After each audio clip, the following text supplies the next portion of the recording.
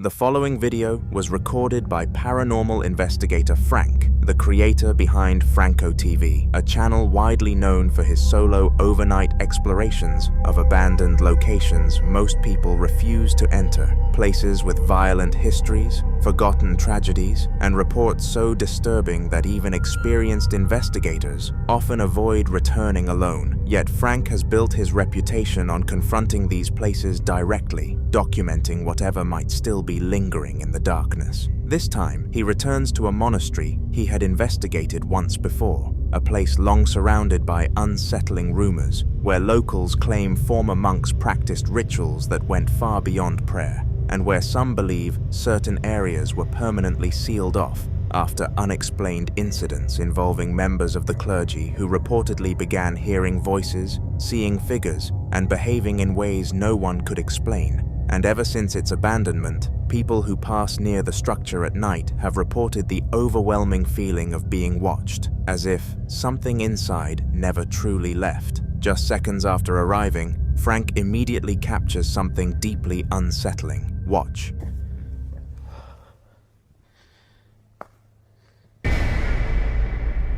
This is where I was seeing things coming out of here.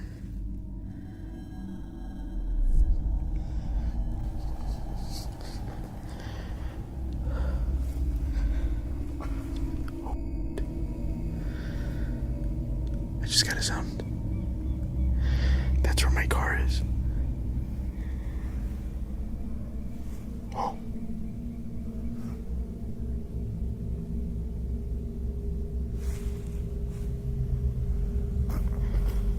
I just heard something over here.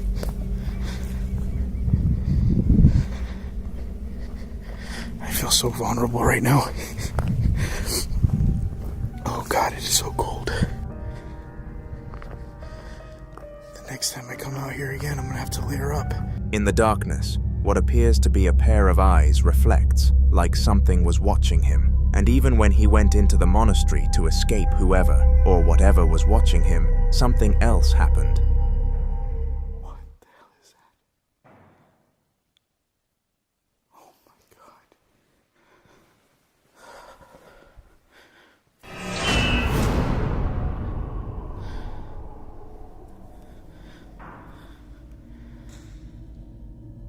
It's like right there.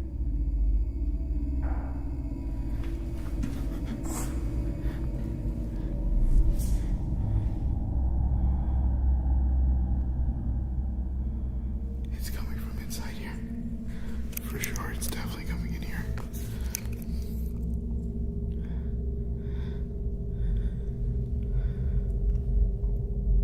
Hola? I have to ask. What if there's somebody in here?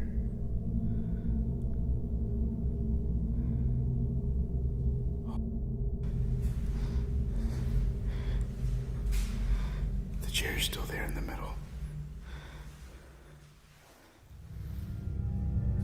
Heavy bangs like footsteps carrying weight, the kind of sound that suggests something solid, something physical, moving somewhere, just out of sight. And as Frank searches the area, expecting to find a person, an animal, or at least some logical explanation, he finds nothing. Some believe this could be residual energy, the kind said to replay past movements in places where intense emotional or spiritual events occurred repeatedly over time, while others believe this is something far more aware, something intelligent, something that recognized his presence the moment he arrived and chose not to remain hidden. Because in locations like this, investigators often say the most terrifying moments aren't when you see something clearly. It's when you hear something that should not be there and realize it knows exactly where you are.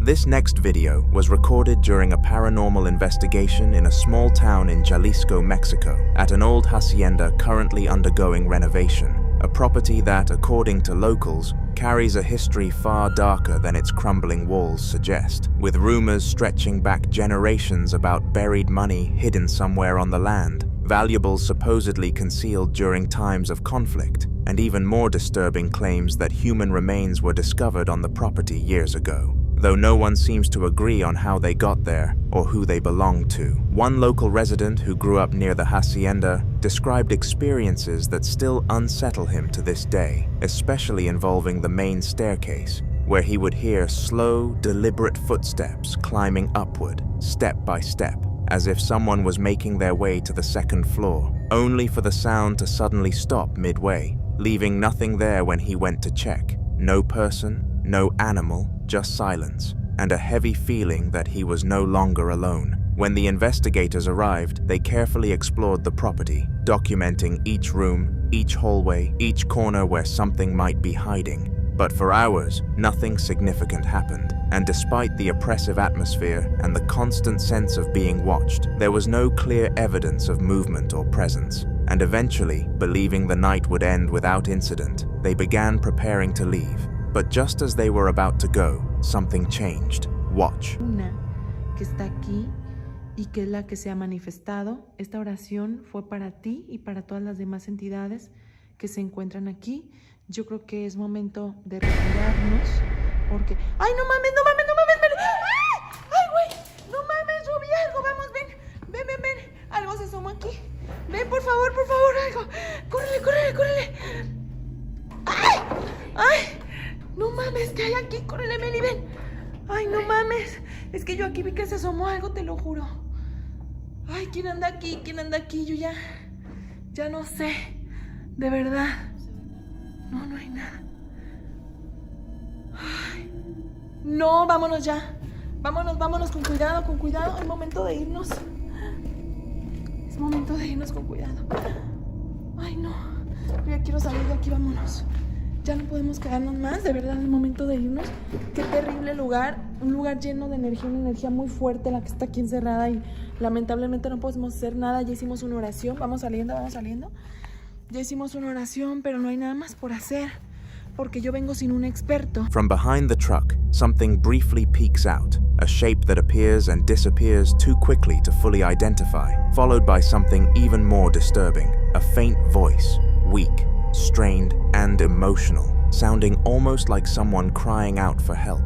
Some believe this could be the spirit of someone connected to the remains found on the property, possibly someone who died there and was never properly laid to rest, their presence lingering, unable to move on, trapped between worlds and trying to be heard, while others believe the rumors of buried money may be connected, that if something valuable was hidden there long ago, it may have been guarded, and whoever was responsible may never have truly left. There are also those who believe something darker may exist in places like this, not a trapped soul, but something that imitates distress, something that calls out in human voices to lure the living closer, feeding on curiosity and fear. But until more evidence surfaces, what was hiding behind that truck, and who or what cried out into the darkness, remains a mystery.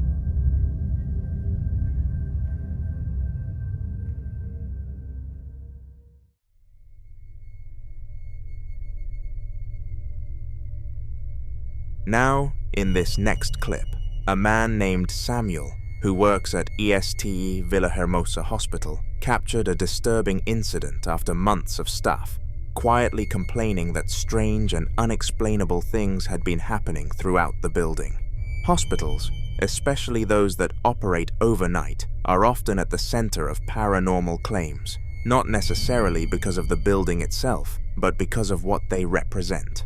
According to Samuel, co-workers had reported hearing footsteps in empty corridors, equipment shifting when no one was present, and doors opening slightly on their own during the early hours of the morning, especially between 3 and 4 a.m., a time many refer to as the dead hour, when activity is believed to be at its peak. One night around 3:30 a.m., while working his shift, Samuel heard noises coming from the sample collection area. At first, he assumed it might be another staff member finishing late work, but when the sounds continued, he decided to investigate and record. Watch. Compañeros, hago este video porque estaba escuchando ruidos aquí atrás. Son las 3:25 de la mañana. No veo nada. Miren. Miren. Acaban de ver eso. Se acaba de caer un bote. Se está moviendo esto.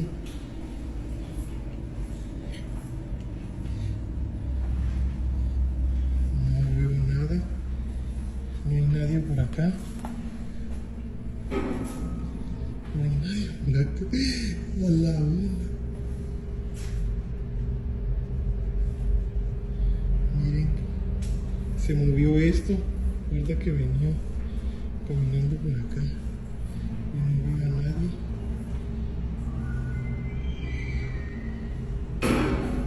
Miren, miren, miren, miren cómo se mueve eso.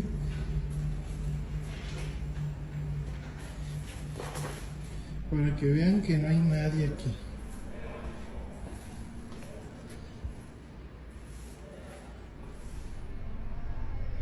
Objects can be seen moving and falling off on their own.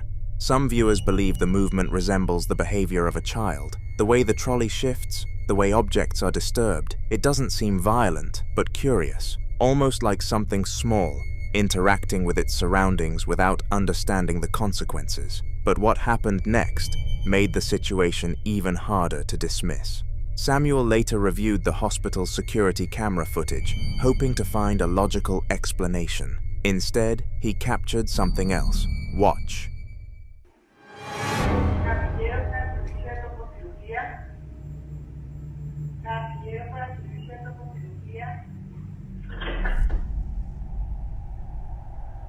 If you look closely, something appears to move toward one of the wards.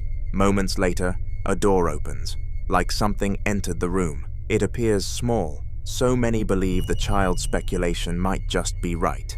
But until more footage emerges, and until someone finds a clear explanation, whatever Samuel captured that night remains unexplained.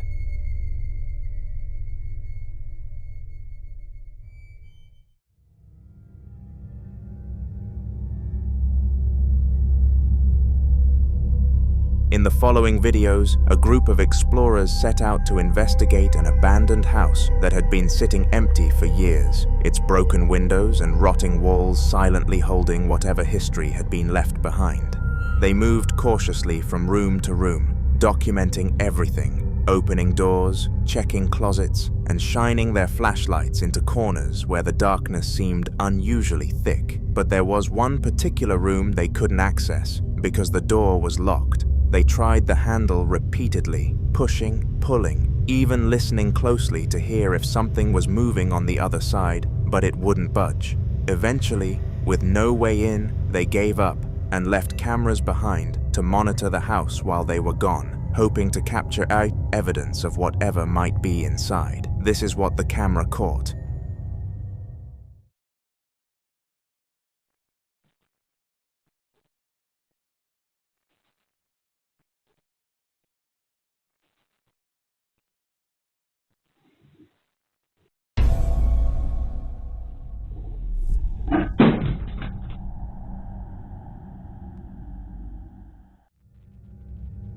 An object inside the room suddenly falls over. What makes this moment disturbing is how it was positioned. It wasn't hanging off an edge or placed somewhere unstable.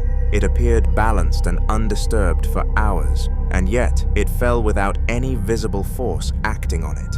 It was as if something invisible had decided to move it. More than a year passed before another investigator named Meguro, along with his partner Kawasaki, decided to return to the same abandoned house. By then, the location had developed a reputation among explorers, many refusing to enter it at all.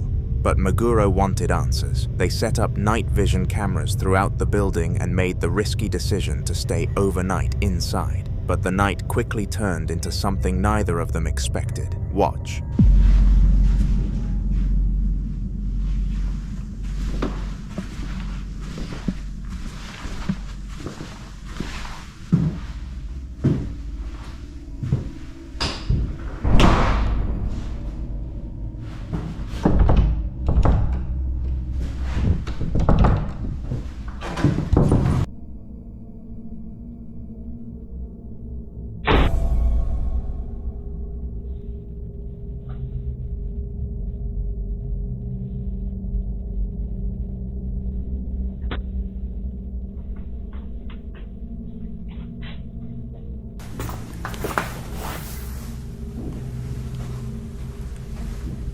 川崎くん。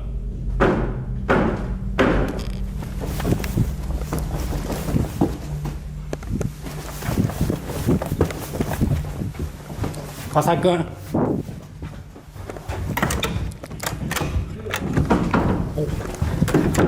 川崎くん。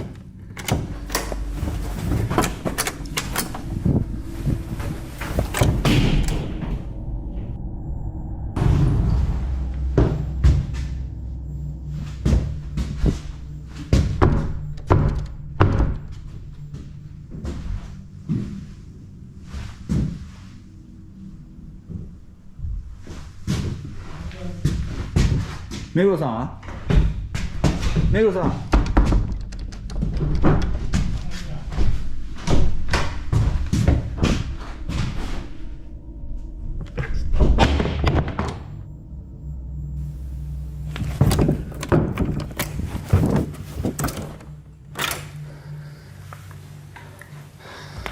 川崎くん。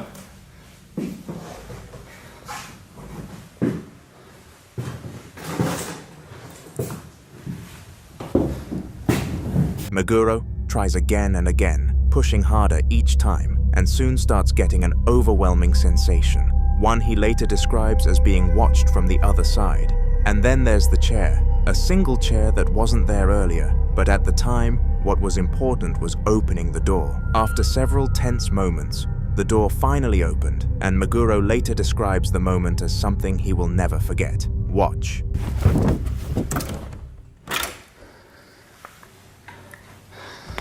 川崎くん。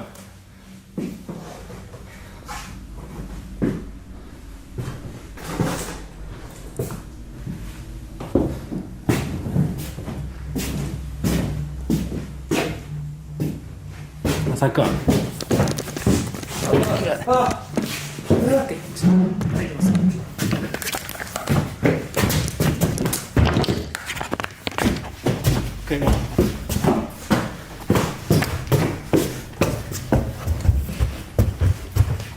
大丈夫。川崎。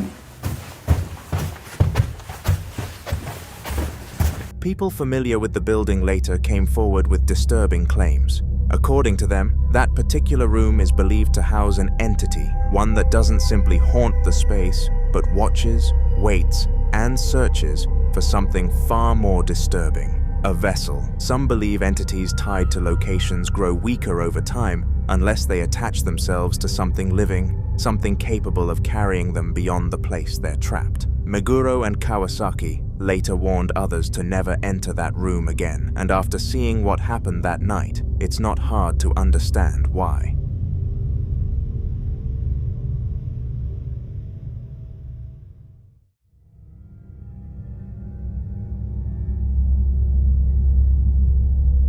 This next video shows Amanda Sanders, a woman who says the activity inside her home has been escalating in ways she can no longer ignore. At first, the strange things only happened occasionally, subtle enough that she could convince herself there was a logical explanation. But recently, everything changed, and the disturbances are no longer confined to the middle of the night. They're happening in broad daylight, while she's fully awake, fully aware, and unable to dismiss them. What makes this even more unsettling is her dogs. According to Amanda, her dogs have been behaving in ways she's never seen before. They refuse to enter certain rooms. They hide under the bed for hours. Sometimes, they stare into empty spaces and quietly whimper, as if reacting to something invisible standing right in front of them. Sensing something wasn't right, Amanda began recording more often, hoping to capture proof. And during one of those recordings, this happened. Watch. Alright guys, it's me and Pops right now. It's starting to happen again. I wanted to catch it. My old man's at work. Nothing, nobody is in here. Like, what? Alright guys, I'm gonna show you. Let me see if I can get my damn. And there's no way out of my house. This is the only door. This door and my back door, which is back there. Fuck, I don't know how to get a flat, or, hold on. Guys, I'm just have to come in here and turn the light on. Okay. So I just want to find the damn light. Hold on, guys. prove no one is in here. Like, what the is going on? No one's in here, right? Shower. Open the shower and show you. Bathroom. No one's. Oh, shit. The door just slammed shut again. What was it, Tootsie? What is it, Toot Toot? Something slammed the door on you, buddy? Come here. Where you going? Okay. Anyway, this is a closet. Oh, I can't even open the door on that side. I'll get it open. Hold on. This is my closet. Please excuse me. Vern, are you fucking with that door? Oh my god. What the dude? I don't know.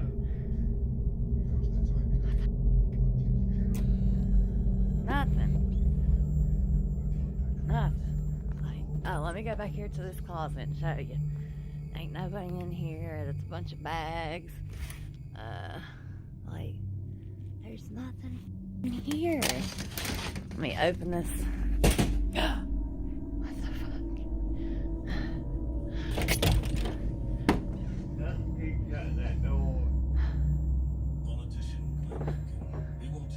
No one here, guys.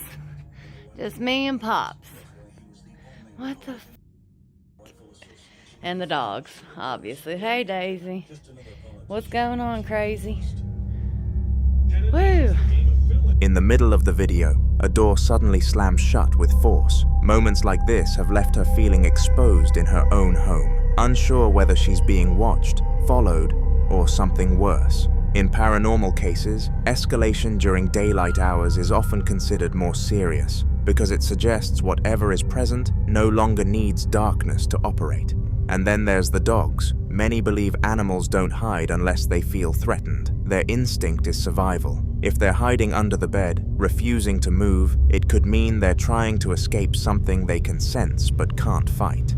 Amanda says she's now considering blessing the home, hoping it might calm whatever is inside or remove it completely. But opinions are divided. Some believe blessing a home can help cleanse negative energy and restore peace, especially if the presence is weak or recently attached. Others warn that attempts to cleanse a space without fully understanding what's there can sometimes provoke more activity, especially if whatever is present resists being removed. There's also the unsettling possibility that the presence isn't tied to the house at all, but to Amanda herself. Until she takes the next step and shares what happens after the blessing, this remains unsolved.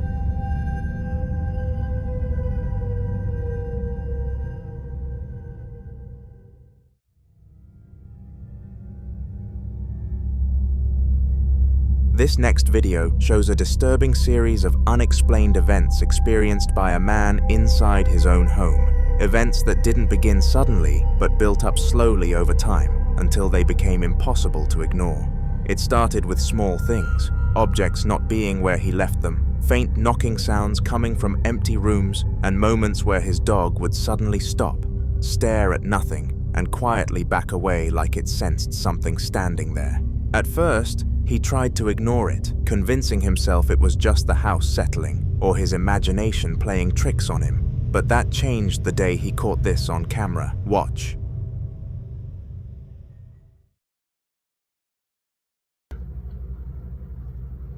This is camera recording. Huh. This oh, Jesus.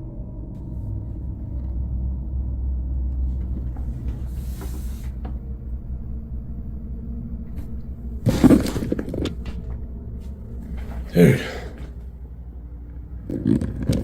The mirror that had been placed securely against the wall suddenly falls on its own, but things didn't stop there. Another time, he captured something even more direct.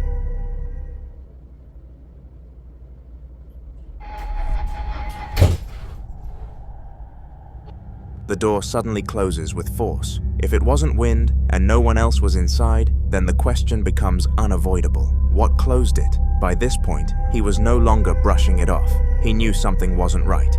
Then one afternoon, shortly after arriving home, he heard loud banging noises coming from inside. Instead of ignoring it, he immediately set up his camera. Watch this. Banging noises in here. So that's why I'm setting up the camera right now to find out, what the fuck it is. Max, shut up. Everybody here.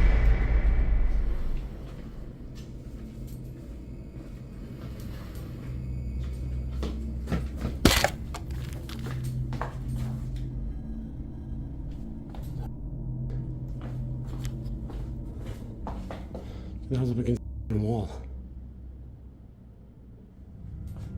A shadow appears on the wall, and though he couldn't capture it on camera, the reaction of the dog is enough to know something or someone was definitely there. Still, nothing prepared him for what came next. One night while he was asleep, his phone somehow took selfies, not one, but multiple. Watch him out. Didn't take the picture because it was taken from the end of my bed. One of them, at least. The other one was like next to me. But also, in those pictures, the first one,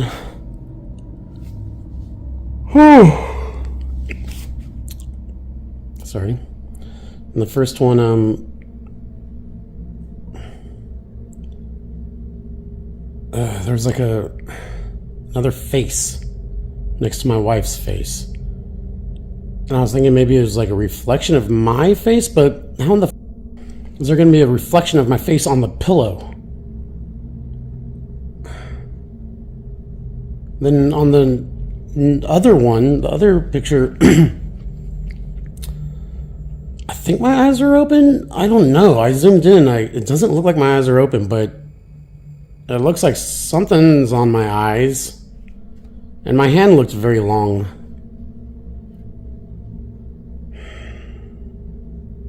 Yeah.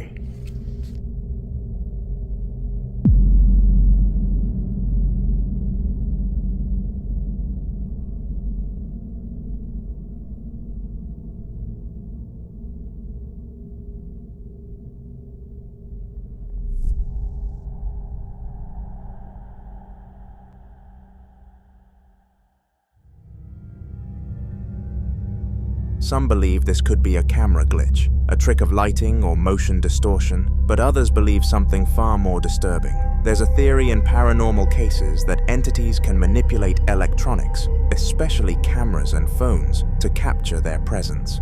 Some believe they can even interact with people while they sleep, appearing close enough to be captured without being seen. And if that's true, it would mean whatever is inside his home isn't just moving objects, it's getting closer. Until more footage is captured, and until he finds out what's truly behind these events, one terrifying question remains. Is this something attached to the house, or something attached to him? You decide. Within the Jefferson Hotel, reports of paranormal activity have been piling up for years, but one incident in particular pushed things into genuinely unsettling territory. A guest staying in room 117 reportedly checked out in a panic after an encounter they said happened in the bathroom late at night. According to staff, the guest had been taking a bath when the room filled with steam, and words slowly began to appear on the mirror, as if written by an unseen hand. The message read, "You should leave." Thinking it was some kind of prank or condensation trick, they wiped the mirror clean. Moments later, as the steam built up again, a new message appeared, this time far more direct, telling them to get out. The guest immediately fled the room, leaving their belongings behind, and even losing the bathroom key in the process. Hotel staff later entered the room to investigate and document what had happened. But we took some pictures. I'll show you the pictures real quick. These pictures were a little eerie. You can see right here is the get out. And we took a series of pictures. Well, in all these pictures, there's only 2 people with the exception of this one. See right there, there's a third face, and there should only be 2 because all the pictures only showed 2 people in there. So whoever this third face is, we don't know. It was kind of weird, but we did go in there this morning to try to fog it up again, and it didn't happen. So I'm not sure, how long the prank lasts. or if it was even a... They show the photographs taken that night, capturing the messages as they appeared on the fogged mirror.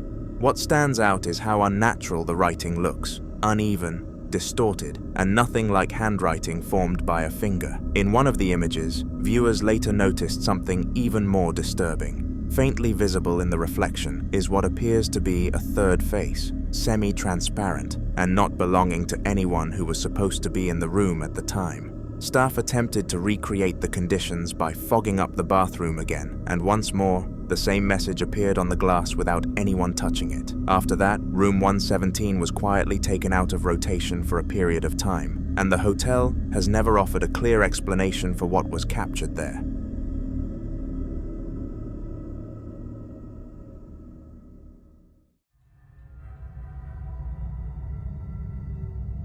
In the following video, Ragalzu was working a night shift when the building was completely empty, and after hearing strange noises echoing through the halls, he decided to start filming to protect himself more than anything else. The place was dark, quiet, and lit only by his phone and a small flashlight, which made every sound feel amplified.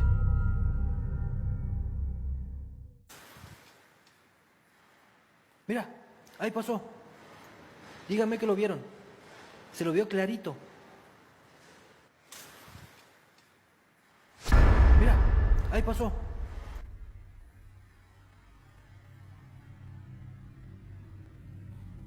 Mira.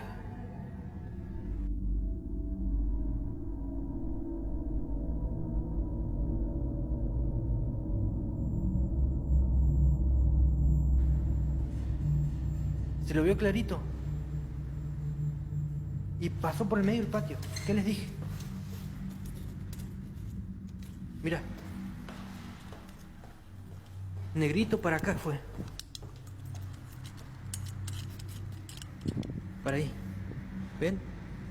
Pasó por ahí, agachadito, corriendo por aquí.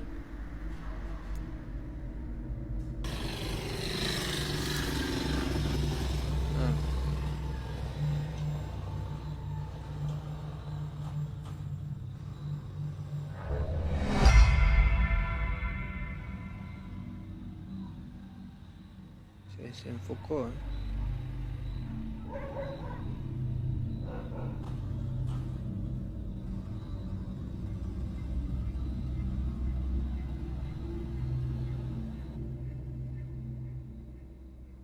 Está al frente de ustedes, gente.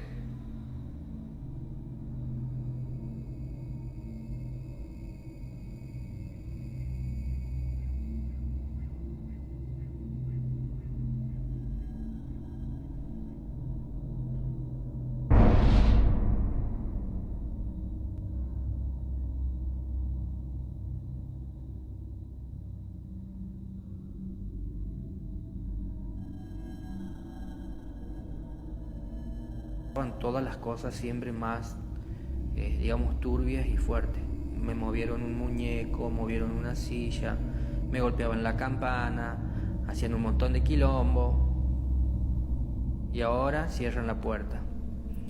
Y bueno, pero yo dije que antes de irme voy a limpiar el lugar, que ninguna entidad tiene que permanecer aquí, ninguna entidad tiene que seguir en este lugar, porque van a venir niños. Van a venir niños y no tienen que seguir aquí.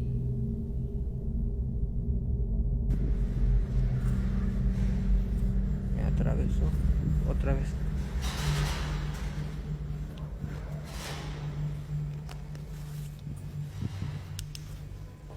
Dios mío, me dejó encerrado. Ahora sí me dejó encerrado.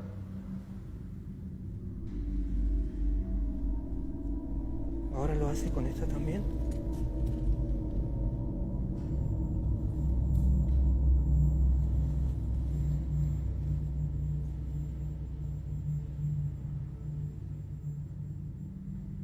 Es un colegio.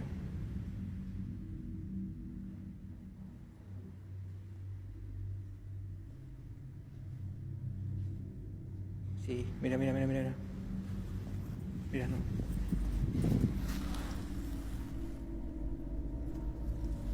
¿Ves? Él la cerró.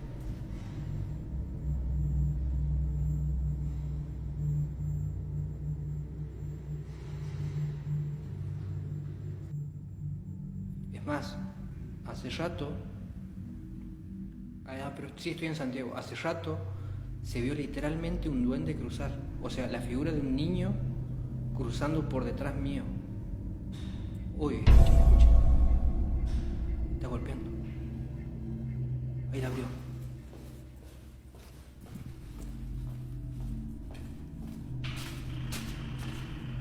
Ok.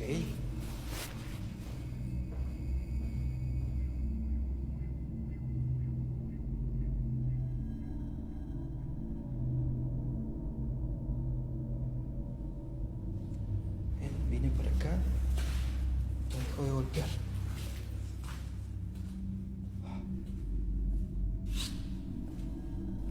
Linda la noche en la escuela, ¿eh? Ahí está volviendo la puerta.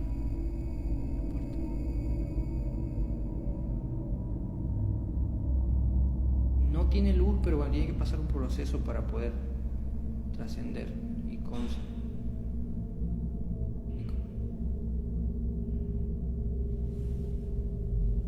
¿A dónde Mautrix, Gamin, dónde dice que se verían cosas locas?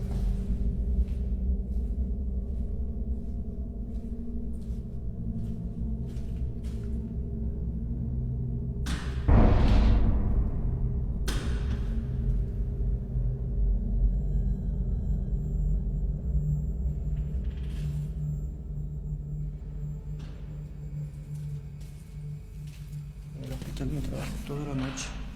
Estuve el sábado en un hospital abandonado.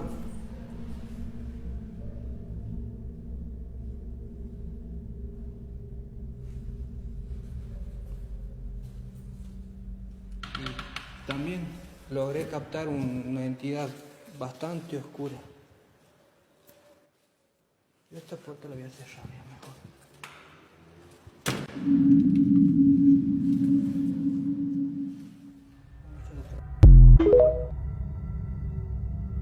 As he walks forward, the camera catches what looks like movement behind a closed door ahead of him, a dark, human-shaped object, passing across it for just a second, like someone walking by on the other side. Ragalzu immediately panics and runs straight toward the door, shining his flashlight through the glass and then outside once he opens it. There's nothing there, no footsteps, no shadows, no place for anyone to hide. The area beyond the door is completely empty, and security later confirmed no one else was on site at the time. Whatever moved past that door was there only long enough to be seen, then vanished the moment he tried to confront it.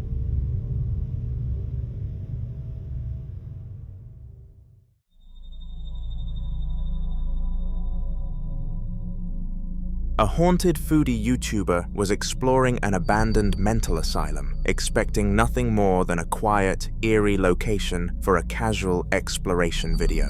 The building had been left to rot, with peeling paint, debris scattered across the floor, and long ward corridors filled with old hospital rooms. She films herself walking through one of the messiest sections, opening doors, and looking around while talking calmly to the camera. Her husband can be seen further down the corridor at one point, also looking around, making it clear they weren't alone in the building, but still very much alone in terms of other people. I think this is the ward, actually. Oh my god, that's really, really new looking. Oh, it does smell like a hospital jar. Yeah. Oh, yeah, look. It does actually smell like a hospital. This seems a lot newer than the rest of the building. Whoa. Toilets in here. All the sinks are broken. Yet again, like I like to say in all of my abandoned. What's that? Whoa. They like pink tiles, don't they? What's in our room? There's another room in here. Shower. I don't like looking behind shower curtains. That just creeps me right out. The bathroom again there.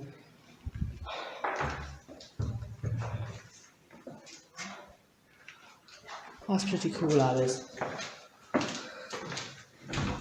Smells like an hospital in this part, definitely.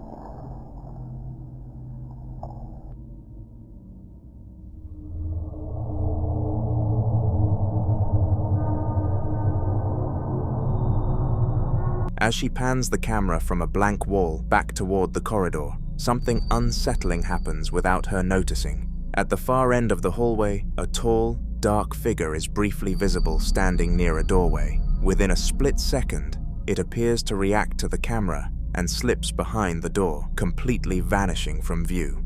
The movement is quick but unmistakable when slowed down. She continues filming, unaware anything happened, and only realizes later when reviewing the footage.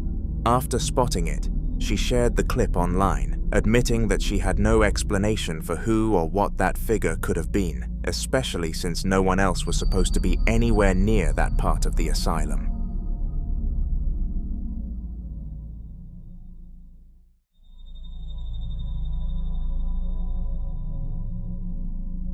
After watching this next clip, you'll definitely want a dash cam on your car. The footage comes from a vehicle driving along a highway, with the road ahead completely clear at first. It's late, visibility isn't great, and everything feels normal until something suddenly appears directly in the lane. There it goes. Just record. A small, transparent figure that looks disturbingly like a child is standing in the middle of the road. The driver slows down instinctively, clearly panicking, but there's nowhere to swerve in time. The car passes straight through where the figure is standing, yet there's no impact, no sound, nothing in the mirrors afterward. The road behind them is empty. When the footage is slowed down, the figure doesn't react at all. It doesn't move, flinch, or turn its head. It just stays there as the car goes through it. Many people who've seen the clip believe it's the ghost of a child tied to that stretch of highway, while others can't explain how something so clear left absolutely no trace. Either way, it's the kind of footage that makes night driving feel a lot less routine and more abnormal.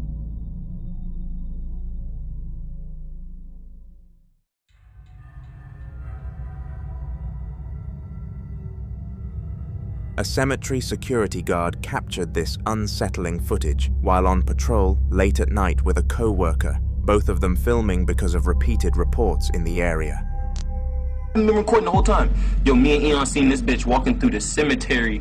Blowing it, running through the cemetery and landed on a tombstone. Yeah, she was blowing it. She landed on a tombstone. She was blowing it. Hey, what you doing, girl? Yo, that shit is creepy as... What the What happened? What the you doing? Why she touching other people's graves? Yo, she just bust her head on the other grave, though. Did she? She got on no shoes, bro. What she just grabbed? A flower. She just grabbed a flower. She got on no shoes. Yo, Boogie, we watching a ghost. She... Yo, don't say nothing to her. Don't say nothing to her. I'm scared as shit. Cause what if she, nigga, she knows where you live, nigga. Live across the street from the cemetery. I'll shoot that bitch. Shoot that bitch. Nigga, this bitch is crazy. Yo, what the fuck? Yo, what the? Yo, I see. Yo, where the blunt at? Pass the blunt. Pass the blunt. I cannot. Nah. She was blowing it. Did you see how she tripped over that tombstone? She landed on a tombstone. On it, on her head. And she planned this. Yo! There's no way in fuck she planned this, Boogie. Yo! She ain't answering nobody. She ain't look at us. Yo, girl, the whole way. Yo, girl in the whole way. You scaring me. You really scaring me.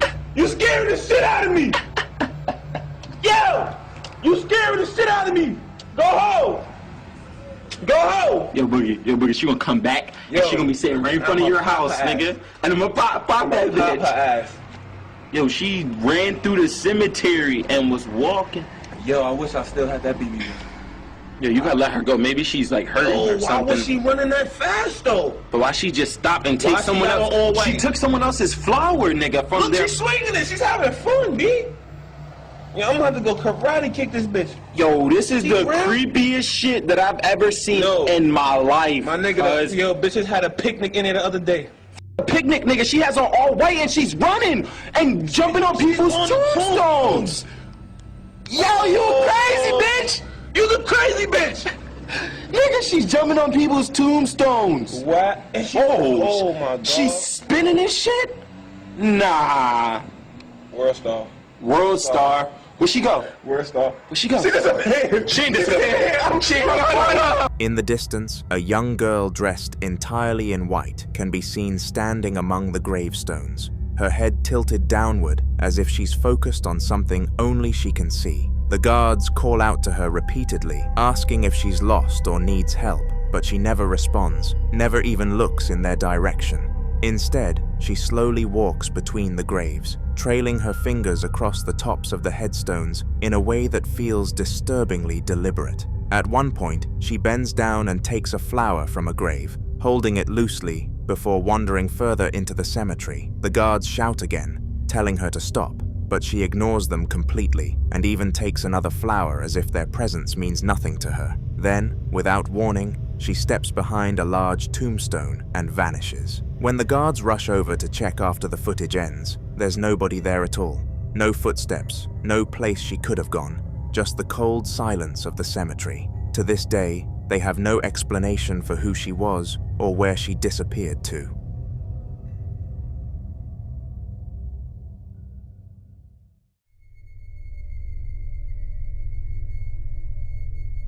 Ricky is a well-known ghost hunter who's been investigating the same abandoned establishment for a long time, convinced that whatever is there hasn't left yet.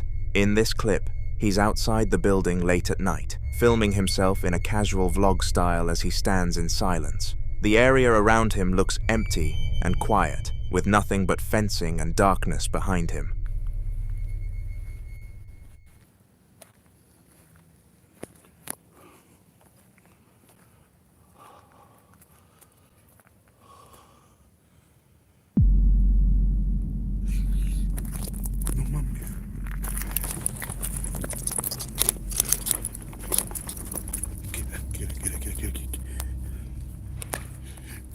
Hey!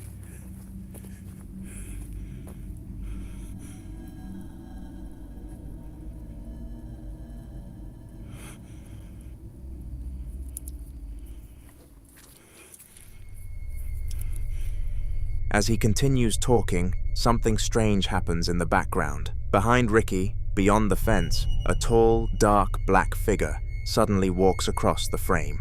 It's not a shadow from him or the camera. It moves independently, passing through the background like a person calmly walking by. Ricky doesn't notice it at first, but viewers immediately point it out. A second later, he seems to sense something is wrong and spins around, spotting movement out of the corner of his eye. He breaks into a run toward the fence, shining his light and calling out, but when he reaches the exact spot where the figure was, there's nothing there at all. No person, no animal, no place for someone to hide. After reviewing the footage later, Ricky admits that this is one of the clearest things he's ever caught at that location, and it's only reinforced his belief that something is still roaming that property, watching him every time he visits.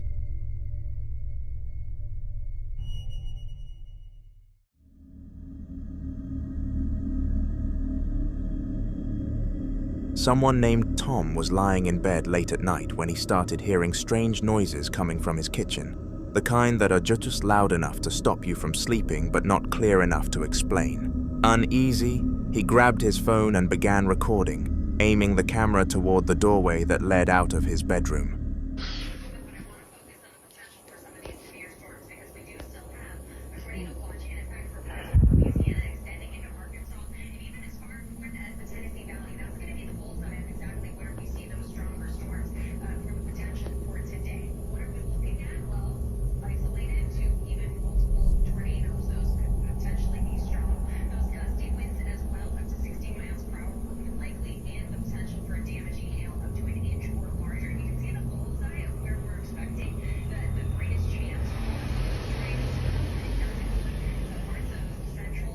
What the f...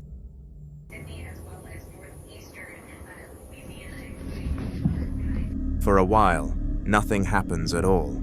The doorway stays dark and still, and the apartment feels empty, almost quiet enough to convince you it was all in his head.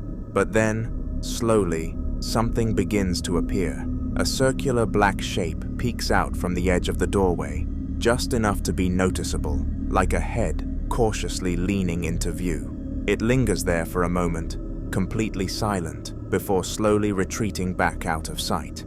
The movement is deliberate, not fast or startled, almost like whatever it was knew it was being watched. Tom doesn't step closer or call out. He just keeps filming, breathing heavier as the doorway goes still again. Nothing else appears after that, but the way the shape emerged and hid makes the clip incredibly unsettling, leaving the impression that something was standing in his kitchen, watching him from the dark. A few days later, the activity hadn't stopped. In fact, it seemed bolder. Tom finds himself back in the exact same spot, standing this time, after hearing the familiar noises coming from the kitchen again. His voice sounds steadier, but there's tension in every word as he starts recording. What the f? Who is out? Oh my god. Oh my goodness, what the f?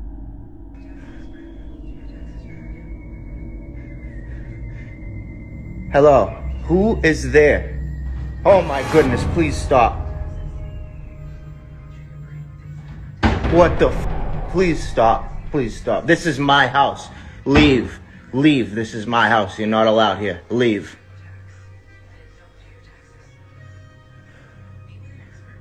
Oh my goodness.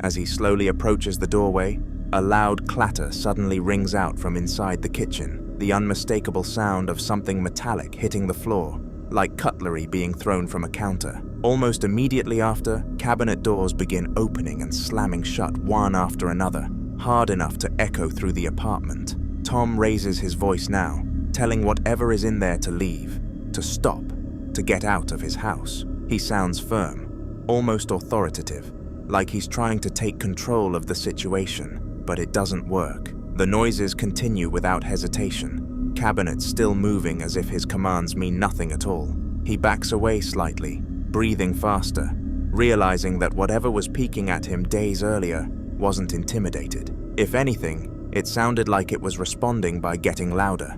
Tom later said this was the moment he truly understood he wasn't alone in that apartment, and whatever was in his kitchen had no intention of leaving just because he asked. In the following video, a man was walking through a storage complex late at night when he noticed something strange reflecting off the side of a stack of boxes. At first, it looked like the shadow of a person standing completely still, but the moment he turned the corner to see who was there, the entire space ahead of him was empty. Take a look. Quiero que chequen algo en esa tarima de ahí. Eso.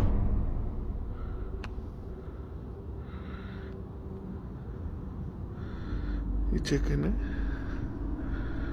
estoy yo solo.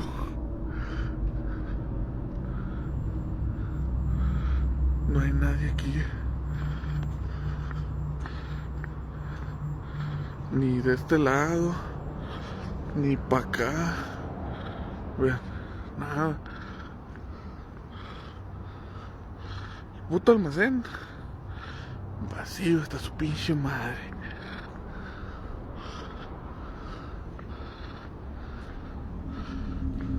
He slowly walks down the long, stretched aisle between the rows of storage units, sweeping his light left and right as he passes each gap. But there's nobody. The space is silent, the concrete floors untouched, and no weird sounds echo. The shadow he saw moments earlier should have belonged to someone standing right there, yet there's no sign of movement, no footsteps, and nowhere to hide. By the end of the clip, he's fully convinced he saw something that wasn't human, and he wasn't wrong. Later on, security footage from the facility was checked, and it confirmed that not a single person entered or exited during the time he filmed. Whatever cast that shadow wasn't supposed to be there, and it left no trace behind except the moment it revealed itself.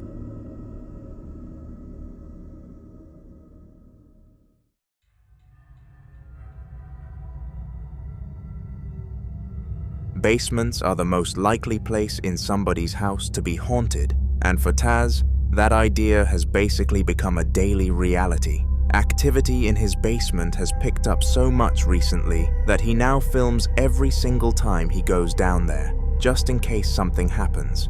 This time, he was carrying a load of laundry down the stairs, trying to act normal, even though he admits the place never feels empty. A ghost lives in my basement. Activities have picked up, so I decided to record every time I go down there. This time I caught it on video.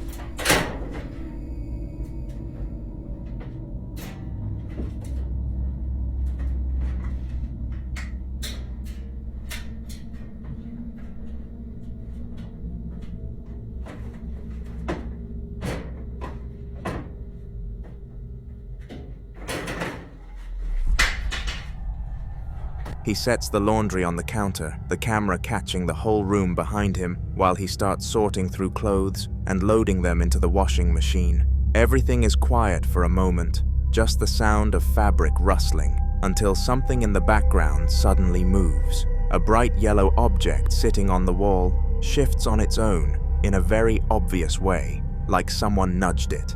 Taz doesn't notice at first, still focused on the washer, but the object continues to wobble before collapsing entirely a few seconds later, falling off the shelf as if pushed. There's nobody else in the basement, no draft, nothing touching it. This wasn't a light object being blown over either. It was something heavy enough that it only ever moves when something interacts with it.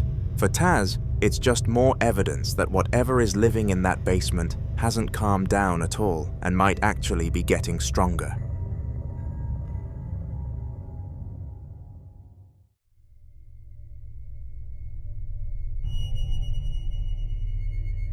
In a haunted housing complex, the Scottish Ghost Company returned to one of the strangest locations they've ever investigated, an abandoned multi-house property where they've had responses before. It's just the two of them, a man and a woman, walking slowly through the empty rooms with nothing but their flashlights cutting through the darkness. They remind viewers that nobody else is anywhere in the entire complex, and the silence around them feels impossibly heavy. Eventually, they step into a room they call one of the most active spots in the building and greet whatever spirit might still linger there. They ask if it can open the door for them, half expecting nothing to happen, but of course, something does. Hi everybody, I know you can't see us very well, but we are here. Hi! Hi. We are alone in a building which, sorry, I'm just going to turn you around. Yeah, we are alone in this old warehouse complex. We have set up a room video. We've been live on Facebook and we've had quite good responses from a door moving on its own in here. So the only other living person is the security guard, who is about 3 buildings away. So there's absolutely nobody except us in the whole area. So we've heard so many loud bangs in here. So we're going to try and do it again. Hi Spirit, we're back again. Is that? There we go. Well, when we left this, it was open. It was wide open. Spirit, if you're still with us, I know I said I wasn't coming back. Could you... I'm so impressed with what you were able to do. Can you open the door, please, if you're still with us?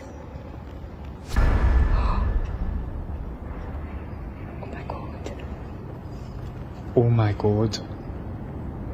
Thank you so much. What was that? Oh my god.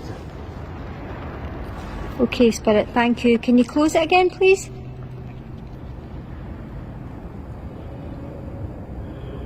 Close the door over, please. We're really impressed. Thank you.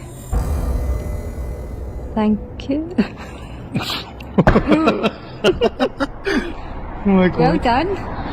Now, A moment later, the door begins to move, slowly and smoothly, swinging fully open without a single creak. Both of them stare with wide eyes, shocked, but keeping surprisingly calm as they thank the spirit. Then they ask if it can close the door again multiple times, but there's a brief pause before the door gently pulls itself shut, the same smooth movement as before. The whole interaction is clear, controlled, and impossible to explain, but at least the investigators and I got content.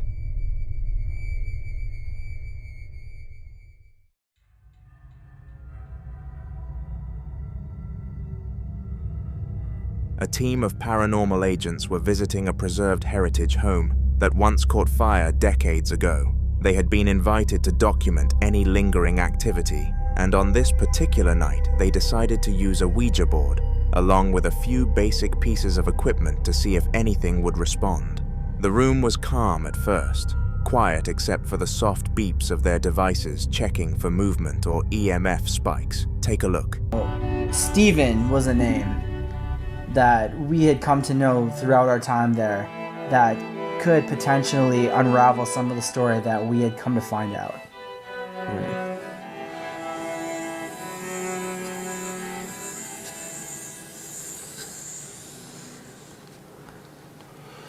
So we're trying to see if anybody's here. Maybe somebody named Steven or... Immediately the REM pod as soon as he said Steven. And it hasn't gone off. It hasn't gone off in even hours. During the live stream. It didn't go off at all. And solid. It did go off earlier that one time in the bathroom, but... That's really weird. What was that? Yeah, you heard that too? Yeah, it was a shh. I heard something behind me. Oh my god. Okay, let's say goodbye. As soon as one of them mentioned the name Stephen, a former resident who lived there before the fire, the equipment lit up instantly, as if something was acknowledging the name. Shortly after, they heard something strange say, "Find me to them both," as if beckoning them to explore this place further. Both investigators froze, shocked by how clear and direct the message was. While they tried to process it, something else in the room started drawing their attention. On the far wall, an old decoration hanging from a hook began to gently sway back and forth, even though nobody was near it. The rest of the room remained still. No windows open, nothing that could have caused it. The timing made it feel like Stephen, or whatever answered to that name, was trying to guide them somewhere, or warn them of something he could not show himself. The agents quickly realized they were dealing with something intelligent, and this heritage home still held more secrets than anyone imagined.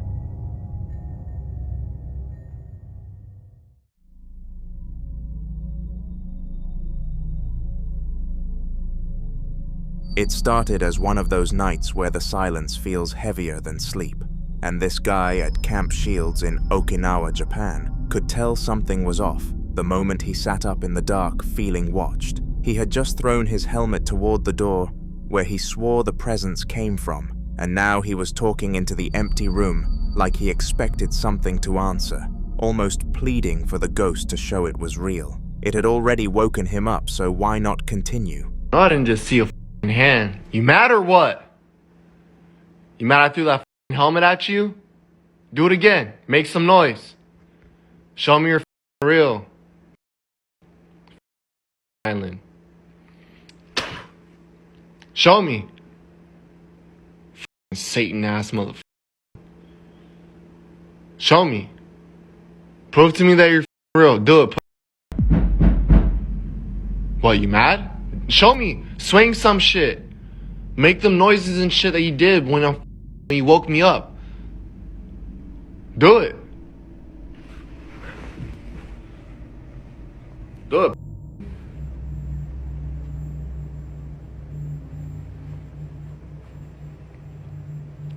Do it.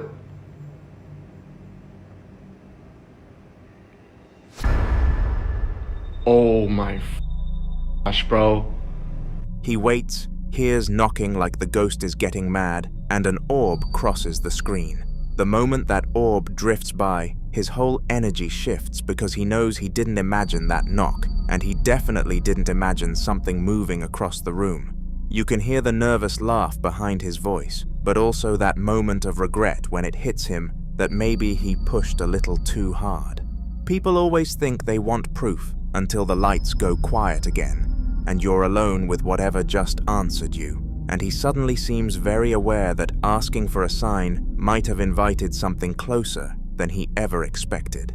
It picked up right where he left off, the room still feeling tight and charged, like the air didn't reset after that orb passed, and he kept the camera pointed at the corner because he swore something was still moving in there.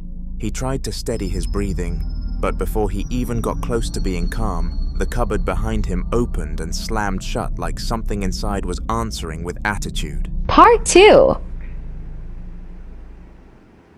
Bruh.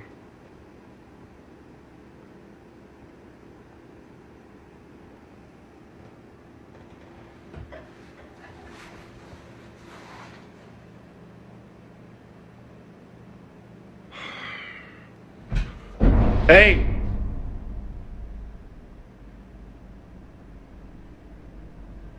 Hey, chill the f out. I'm tired of your shit.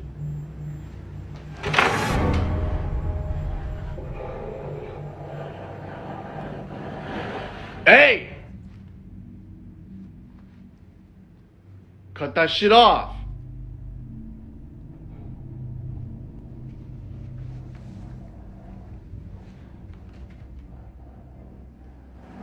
Shut the fuck up! He turns, trying to get a good angle while filming as 2 knocks hit from inside the cupboard. He tells it to chill the fuck out. Then a harsh scraping sound erupts, followed by something falling to the floor.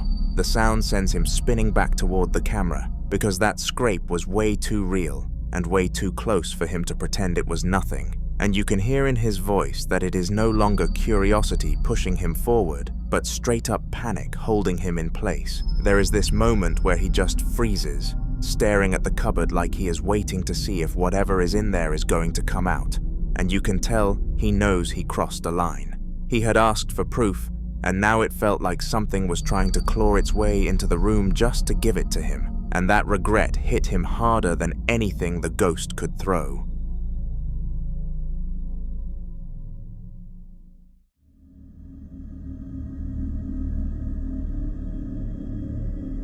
It was one of those late-night walkthroughs where the building feels older than its walls, and the Ogden Paranormal Investigations team had barely stepped into the Salt Lake City Clubhouse before realizing the place carried a kind of quiet that did not belong to an empty structure.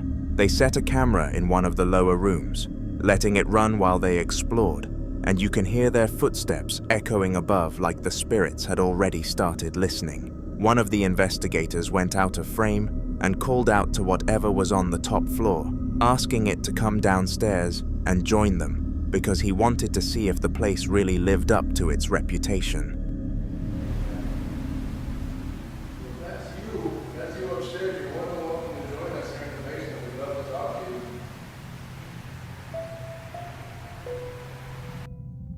Right after I ask the spirits on the first floor to join us downstairs, an anomaly moves from the top of the screen towards the basement staircase.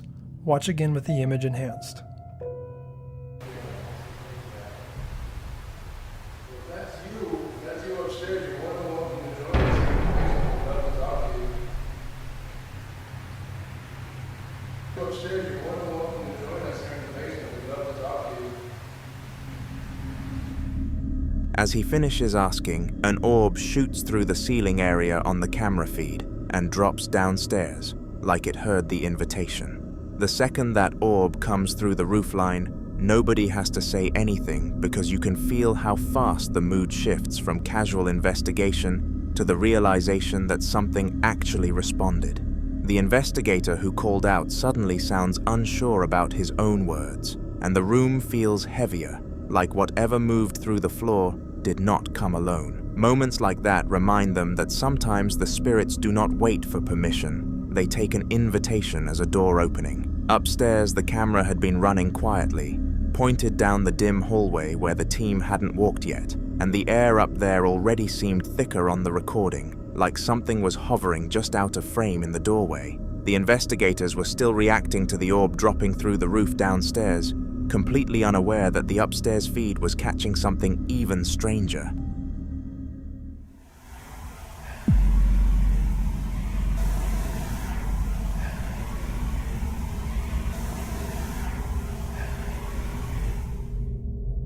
We had more potential evidence from night 1, but without the handheld footage, we could not verify its validity.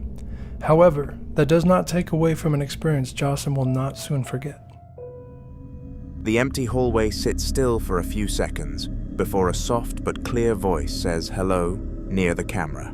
The moment that single word comes through, it cuts through the silence in a way that doesn't sound like an echo or a creak, or any of the usual building noises they're used to, and it feels more like a direct acknowledgement from whatever they had called down. It's the kind of greeting that doesn't feel friendly or hostile, just aware, like something wanted them to know it heard the invitation and was deciding whether to follow. And when the investigators later reviewed the footage and heard that hello, you could see the realization hit them that they weren't just exploring a haunted clubhouse, they were talking to something that was willing to answer back. In the following clip from the Epic Paranormal channel, the team leader is exploring an old jail in West Virginia, a place with a long history and a reputation for intense activity, especially in one specific cell block. As they walk through the narrow corridor, the atmosphere already feels heavy, and the investigator mentions feeling like something is right behind him. That uneasy feeling is what makes him pull out his camera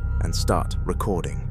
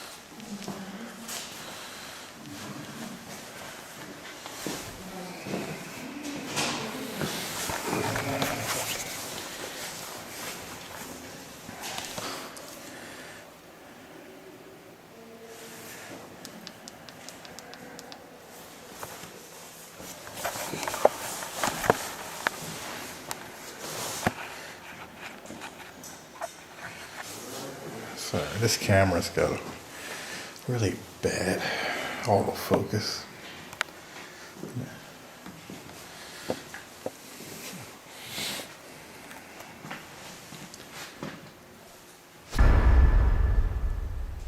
It looked like there was a person there.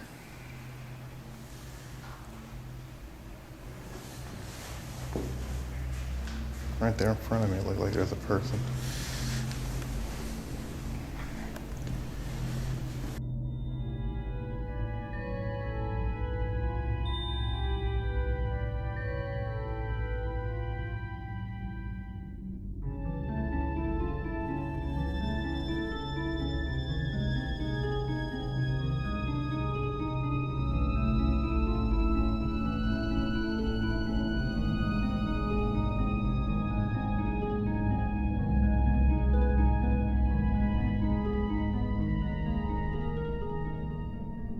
So, let me know what you think about that.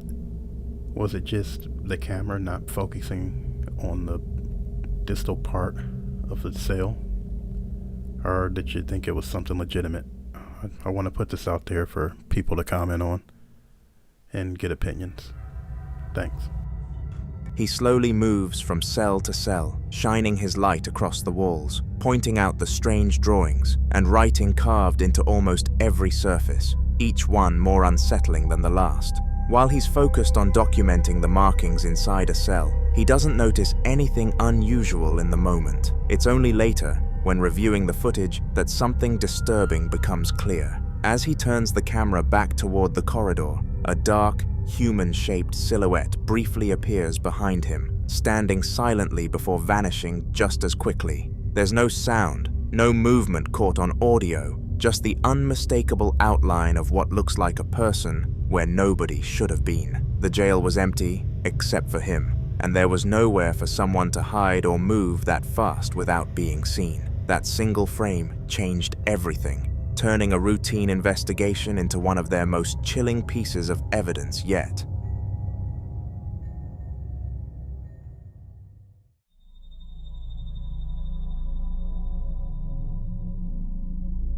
In this next clip, the narrator, Ashton, was reviewing old footage from a live stream when they noticed something that still gives them chills. At first glance, it looks completely normal. His mother is sitting calmly on the sofa, watching TV, unaware she's even being filmed. But if you look closely, there's something very wrong.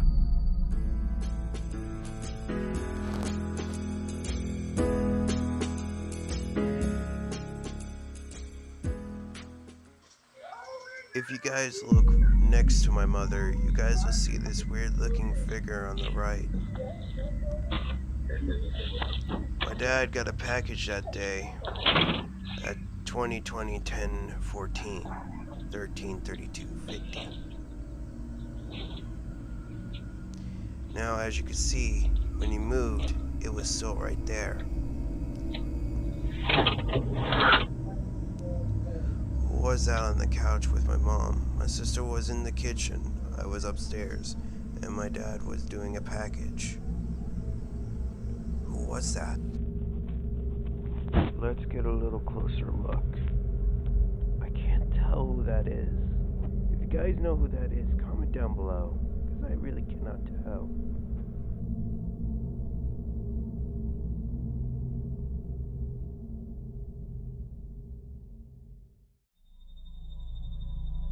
Sitting right beside her is a strange, human-shaped figure, close enough that their shoulders almost touch. It doesn't look solid, but it's not faint either. The shape has a head, a torso, and an unsettling posture, like it's deliberately seated there. What makes it worse is that everyone else in the house was busy in other rooms at the time, meaning no one should have been anywhere near her. The figure doesn't move, doesn't react, and disappears entirely by the time the camera angle changes.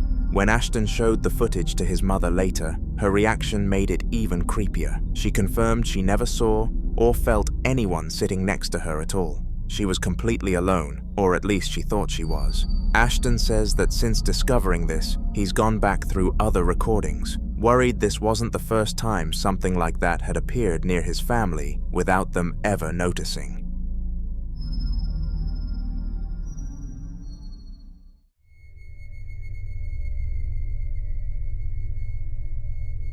After settling into his new apartment just a week earlier, this man thought everything felt normal at first. The first night passed without issue, but on the second night, while lying in bed, he watched his bedroom door slowly open on its own. He brushed it off, telling himself it had to be air pressure or a faulty hinge. By the third night, though, things escalated. Around 11 p.m., he was relaxing in bed when he noticed something in the corner of the landing outside his room. It wasn't fully visible, just a faint shape, but he could clearly make out half of a face staring back at him. That's when he grabbed his phone and started recording. Okay, so this is my apartment, guys. So I moved here in around July, and at least I think around, it was like last week I moved in. And the first day it was nice and peaceful and everything was good, but then, you know, while I was here in my bedroom, it's nothing, but all of a sudden lately I've been having very strange, kind of some weird paranormal type stuff with the doors opening by itself. And that was actually the second night. It was the second night. Then I think it was around 11. I was kind of in my office, but I was going to bed, and all of a sudden I look at this weird looking creepy apparition that was kind of exactly around right in the same air corner, and I looked at it, I'm like, oh crap! So I kind of ran. I'm like, what the heck is that? And it had hands, and I saw half of his face, but it looked like white, ghostly. I don't know what it is, but very weird. It was very weird. But then all of a sudden, it's just crazy. Oh snap! What the heck? What the heck?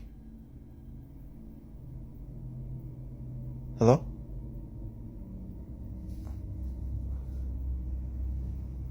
What the heck? Y'all see that? Man, that thing drove by itself, and there's no wind drag or nothing. Look at the fan, look at that fan, the fan working. What the heck? Y'all saw that, right? This is what I'm talking about. It's doing it by itself. Nobody there. The frick is wrong with this? And to me, sometimes, I ain't gonna lie, but the air ain't on. And it usually come on. But goodness gracious, that was just weird. But this is what I'm talking about. And then 2 days ago, I decided, because I didn't get no videos from last week when I moved in. This time I had to do the video it was on Thursday. And I had my tripod, and I was like, okay, let me put this down and see what happens. Then all of a sudden, here comes a weird figure coming through the hallway. Coming through the dark hallway like it's crazy. Right in that corner. But the camera flipped the other way. It was the other way. So it was actually that way. But it was in that corner. So it's very weird. Well, very creepy stuff happening in my apartment. But I'm gonna need some parallels out here. Man, I'll let you know if I see anything strange up there. But what you just saw, I think that there was no, I ain't seen, I don't know, I did not see nothing, and it just opened by itself. Nothing.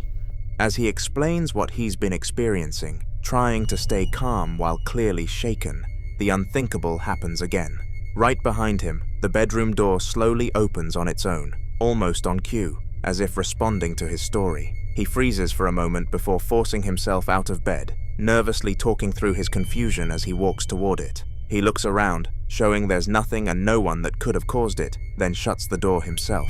The room falls silent, but the timing is impossible to ignore. For him, that was all the confirmation he needed, that whatever he saw in the corner wasn't just his imagination, and whatever was in that apartment clearly wasn't done with him yet. Now the footage switches to a static camera he set up on the landing outside his bedroom, hoping that if something was really there, it would finally show itself without him being in the room. He leaves it recording overnight and doesn't check it until the next morning. What he finds is unsettling.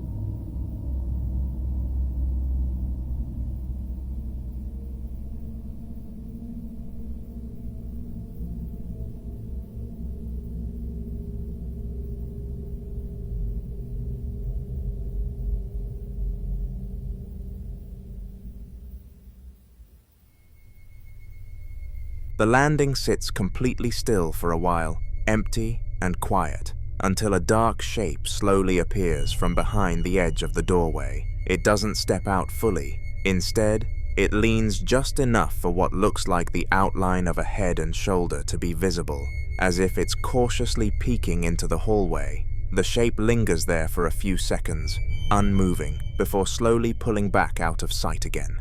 There's no light change. No shadow from passing cars, nothing that could explain it. After that moment, nothing else happens for the rest of the night. When he reviewed the clip, he said the position of the shadow lined up exactly with where he thought he saw the face the night before. Since setting up the camera, he hasn't slept properly, and he's now considering moving out entirely. Whatever was watching him that night clearly knew where he was, and worse, it seemed comfortable letting itself be seen.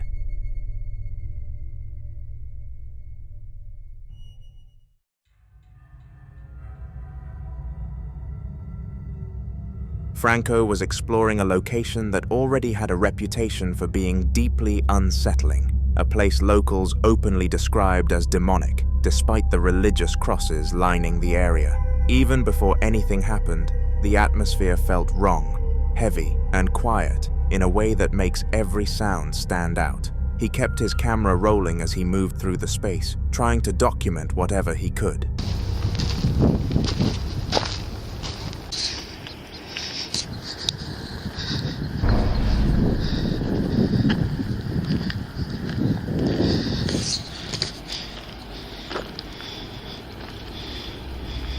What the hell is that? Hola?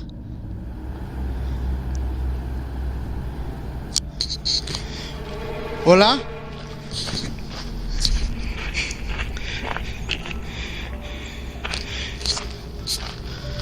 What was that?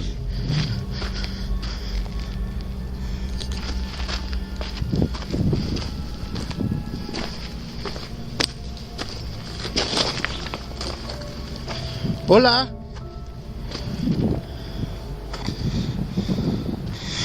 Holy, I literally saw something peeking out at me right over here. While scanning the graveyard, something suddenly catches his attention behind a large cube. A pale, human-like face slowly peeks out from the side, just enough to be seen on camera. It lingers there for a moment, completely still, before retreating out of sight as if it realized it had been noticed. Franco immediately moves closer, rounding the cube to see who or what was hiding there. But there's nothing at all, and nowhere it could have escaped to. He even circles the area again, checking every angle, but the space is completely empty. Given the site's history and the number of people who've reported similar sightings, Franco believes this wasn't just his imagination. Whatever briefly revealed itself behind that cube didn't want to be seen for long, and it vanished just as quickly as it appeared.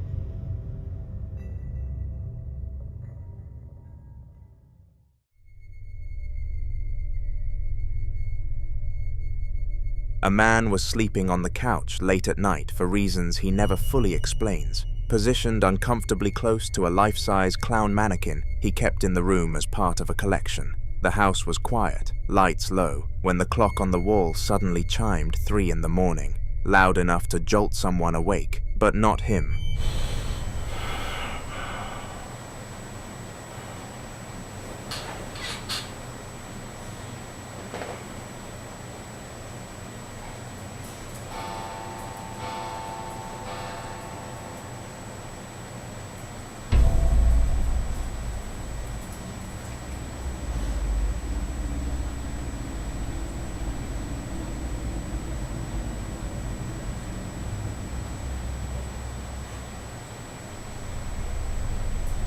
As the final chime echoes, the clown beside him begins to move. Its arm slowly rises out to the side, stiff at first, then lowers back down as if it completed a deliberate motion. Just when it seems to stop, the feet twitch slightly, wiggling against the floor for a brief moment before going completely still again. The man stays fast asleep, breathing heavily and becoming jittery. The mannequin doesn't move back, almost like it knows it's been caught. He later said the clown had no batteries, no internal mechanism, and had never moved before that night. After reviewing the footage multiple times, he decided the mannequin was no longer staying in his house. Some objects just feel wrong to keep around after something like that.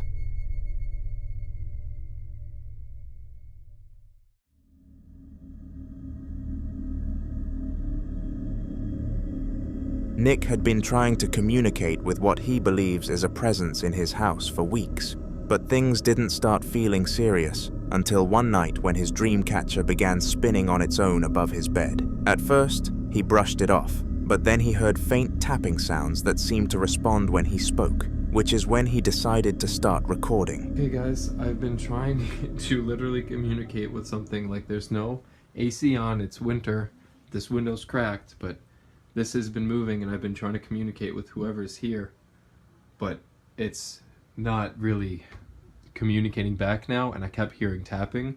But like, I just want to show you, like, this is a normal day in my house. Like, my mom is, these are the rooms, my mom is downstairs cooking dinner, and these rooms are a mess, I know. My mom is down here cooking dinner. So this is what I like experience on a day-to-day basis. Like, weird stuff like this just normally happens. And okay, I love that. What fell over in here now? I don't even know. Oh my god. And nothing. Oh, okay, that's weird. Is there anyone here that can give me a sign? The camera captures the dream catcher still rotating steadily, even though the air in the room is completely still and the window is closed. To prove everyone else was elsewhere, Nick steps out of the room for a moment and then comes back, showing that it never stops moving. Almost immediately after, a sudden scurrying sound comes from his ensuite bathroom, sharp and fast, like something darting across the floor. Nick walks in cautiously, filming every corner, but there's nothing there at all. No animals, no open vents, nothing that could explain the noise. Growing more uneasy, he asks out loud for a clear sign that something is really there. Seconds later, an object drops to the floor beside him with a loud thud, causing him to jump back in shock. There's no one else in the room, and nothing visibly touched it. For Nick, that was the moment things crossed from unsettling to impossible to ignore. It picks up exactly where the last clip left off, with Nick still trying to explain the tapping sounds out loud, saying how they seemed to answer him whenever he spoke. Almost on cue, another sharp tap echoes back from somewhere in the room, louder and closer this time. You can hear the tension in his voice as he immediately calls out to his brother to make sure he wasn't messing with him or trying to scare him, and his brother clearly denies it, sounding just as confused. Trying to stay calm, Nick starts explaining the tapping again while walking toward a small storage room at the back of the house. I keep hearing tapping. These walls are hollow. Whoa! Whoa! Okay. Aunt, where are you? I'm right here. Did you see that? No, I heard it. That's insane. So things have been pretty quiet, I guess not, but these walls are hollow, and we kept hearing tapping on the backs of the walls. And inside here, this is the only hollow room. This is like cement. So I don't know. Holy shit. What was that? Oh my god. Okay, well, now you can see there's no strings, no nothing. There's a wall of glass behind it. Oh my gosh. What was that? My shoulder. Oh. The moment he steps inside, something behind him suddenly crashes to the floor. He spins the camera around to reveal a stack of CDs scattered everywhere, knocked over all at once as if they were pushed. As he films them, the camera begins to lag and stutter, the audio warping slightly, making the whole scene feel even more off. Nick starts backing away, breathing fast, when another loud noise comes from deeper in the room. The footage then abruptly cuts out, ending the clip mid-moment and leaving no explanation for what caused any of it. Ahmed was just sitting back, watching TV in his house, when he heard a few sharp knocks coming from somewhere inside the house. At first he ignored it, but when it happened again, he grabbed his phone and started recording. Vea, mi gente, yo realmente no creía mucho en estas cosas. Yo vivo totalmente solo. ¿Escucharon la puerta? ¿Escucharon? No seas pincha. Yo vivo solo, aquí no hay nadie. Se los juro, yo vivo totalmente solo. No puede ser, o sea, no puede ser.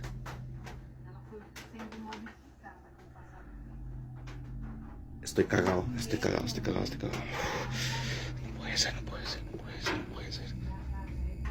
ser, no puede ser, no puede ser, no puede ser. Estoy cagado. Estoy cagado. No puede ser. Dios. ¿Qué mierdas? No seas tan mamón. No puede ser, no puede ser. No puede ser, no puede ser, no puede ser, no. No puede ser, no puede ser. Dios. No. No.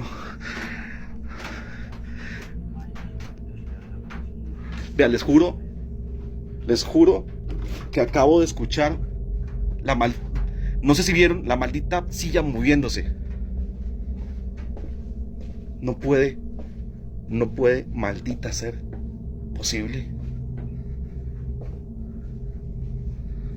Vean, yo estoy solo, yo vivo con nadie, no hay hilos.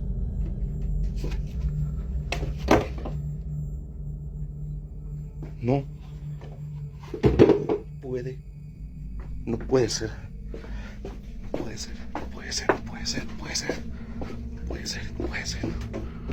Ay, Dios.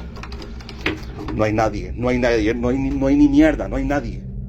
No hay ni una mierda, no hay nadie. Ay, no. Mierda. ¿Qué hago?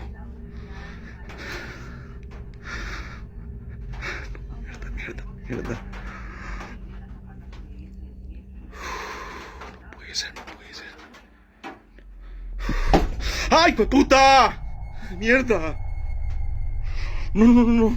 As the camera rolls, a few more knocks echo through the room, clear and deliberate. Ahmed slowly stands up and approaches the door, hesitating before pulling it open, only to find nothing there at all. No one in the hallway, no movement, just silence. Trying to shake it off, he walks down the corridor to check the other rooms.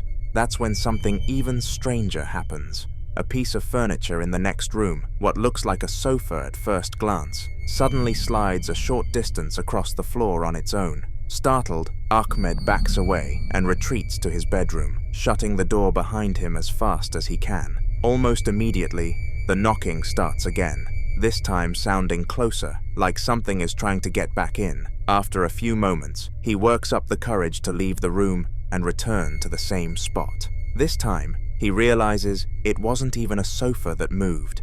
It was a stool, now sitting out of place in the middle of the room. He pushes it back to where it was, clearly shaken, and once again retreats to his bedroom, locking himself inside. The noises don't stop, and by the end of the recording, Ahmed admits this wasn't the first time something like this had happened. After everything he's experienced in that house, he's now seriously considering selling the property and leaving it behind for good.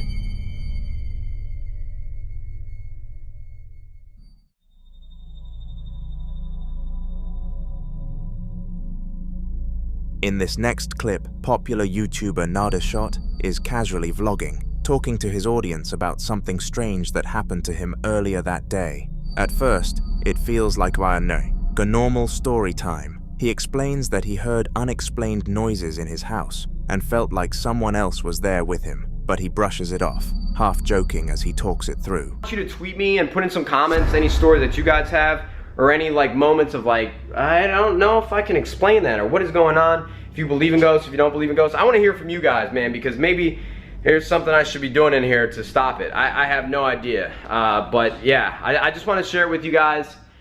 Really. As he starts wrapping up the video, talking to the camera, something unsettling happens in the background. For just a split second, a white, mist-like apparition appears behind him, clearly humanoid in shape before fading out almost instantly. Narrated doesn't react at all and continues talking, completely unaware of what the camera just captured. It's only after viewers rewatched the footage frame by frame that the figure was noticed, sparking a wave of comments pointing it out. Whether it was a coincidence or something genuinely unexplained, the fact that it appeared right as he finished recounting the experience makes the moment feel disturbingly well-timed. After that moment went viral, Narrated decided to take things a step further. Instead of just vlogging, he set up a camera system inside his house, aiming it towards several different areas where he thought the noises might have been coming from. He left it running while he went about his day, hoping to catch something he couldn't explain.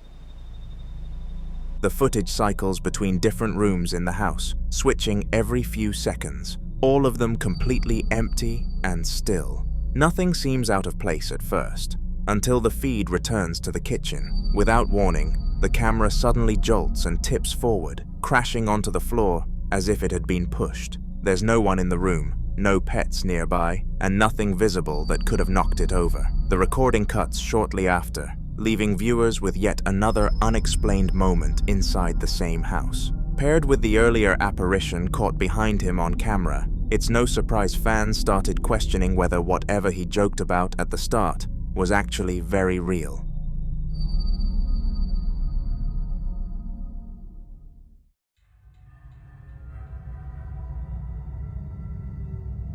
Sarah is in her house late at night, filming again in hopes of finally catching whatever has been haunting the place for so long. She's talking calmly to the camera, explaining that the activity has been happening for weeks, when something interrupts her mid-sentence. Esta casa se ha limpiado muchísimas veces porque la gente no dura rentando. Rompe el contrato por una u otra cosa y tuvimos que venirla a limpiar el día de hoy porque ya mañana se van a mover. Se las quiero enseñar. Lo raro es que dice el realtor que no dura la gente. Esta casa se ha limpiado muchísimas veces porque rompe el contrato a la gente. No mames. Ya es noche. Estoy sola. Chingados, estoy.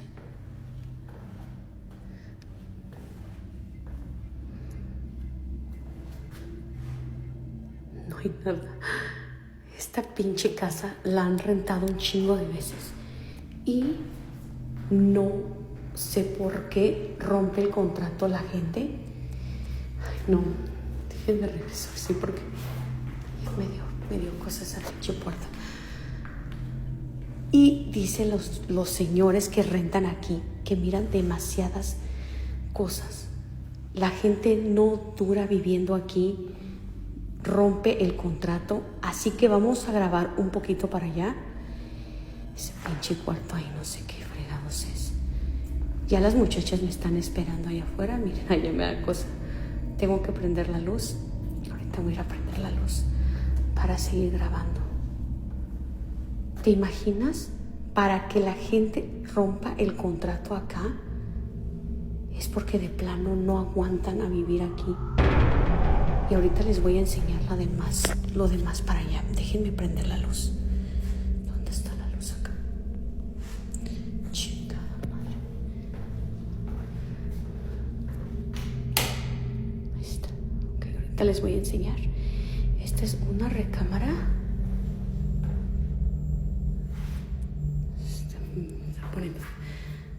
Se está poniendo ahorita tenso.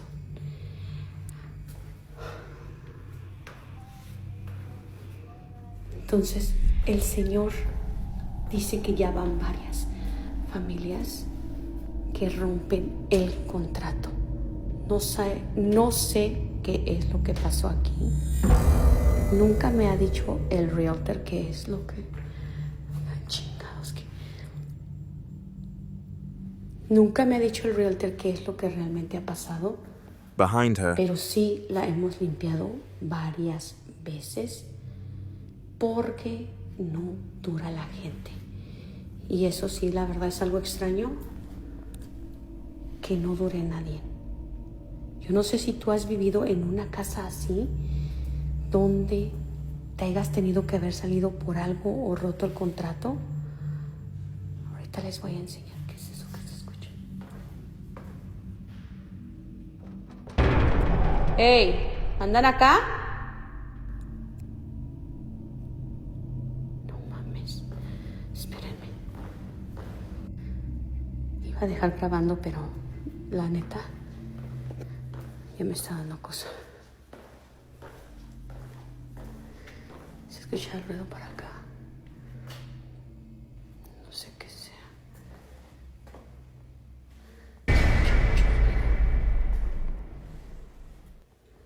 Yo creo que me voy a tener que ir. the bathroom door slowly opens on its own. She notices it a moment later and walks over, pushing it fully open and showing the camera inside to prove there's nothing there. Confident it was just another strange coincidence, she continues walking through the house, still talking as she goes.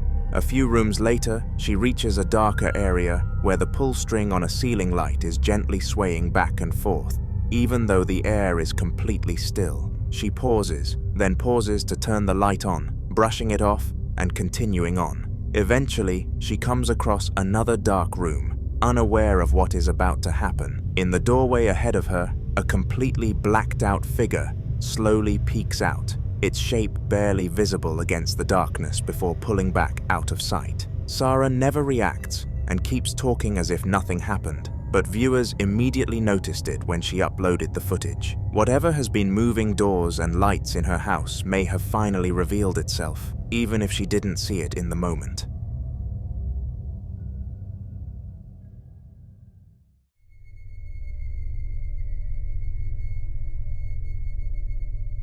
The clip starts quietly, with the dog sitting stiffly at the window, completely fixated on the blinds like it's watching something only it can see. The woman filming notices how tense the dog is, and slowly zooms in toward the small gap between the blinds, almost as if she already knows there's something there.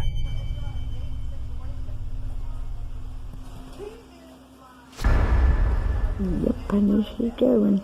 They're out there. As usual.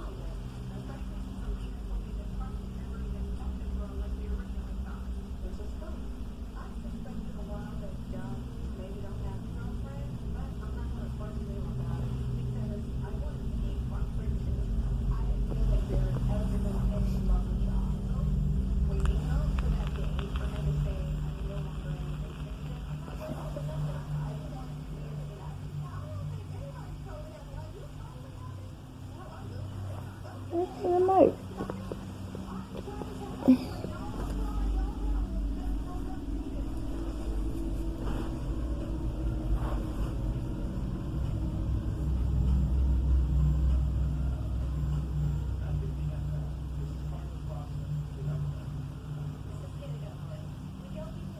Okay, they're out there again.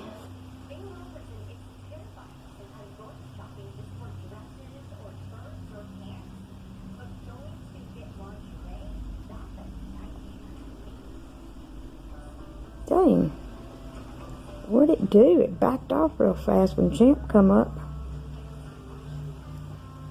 Dang, trying to hide from Champ? Whatever the heck that is out there. Now it's back. See, its eye blinking right in the window. Come here, kitty. I got to show Andy this video. He ain't believe this. There's no way he cannot not see this. Kitty, if you don't get... That's it, I've had enough of... Through the narrow opening, two faint glowing specks can be seen hovering outside in the darkness. positioned far too evenly apart to be a reflection or an animal she recognizes. She whispers to her dog, calling its name again and again, trying to get it to come back to her, but the dog doesn't respond at all. It doesn't flinch, doesn't turn around, just stares, frozen and mesmerized.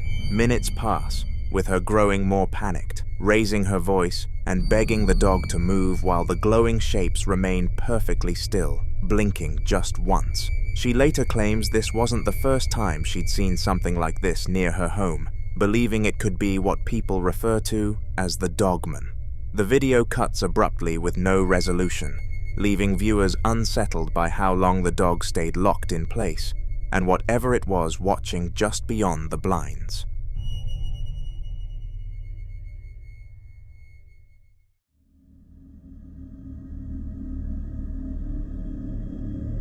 At around 9:35 at night, the camera starts rolling in near silence, except for the sound of a woman crying somewhere in the house, while a man quietly narrates what he's hearing. To clear up any doubt, he pans the camera toward the television to show it was just a movie. What happens next is far more relevant though.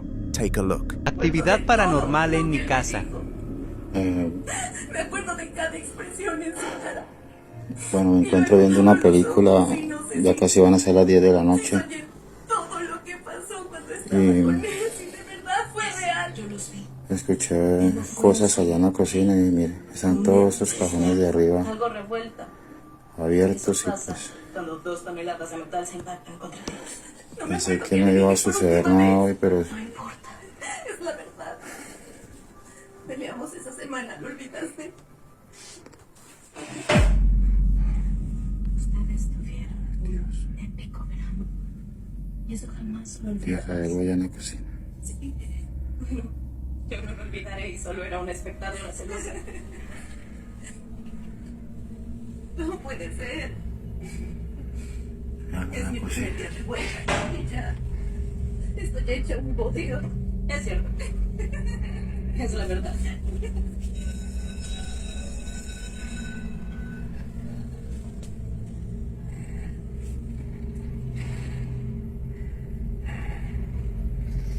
Esos cajones se están moviendo solos.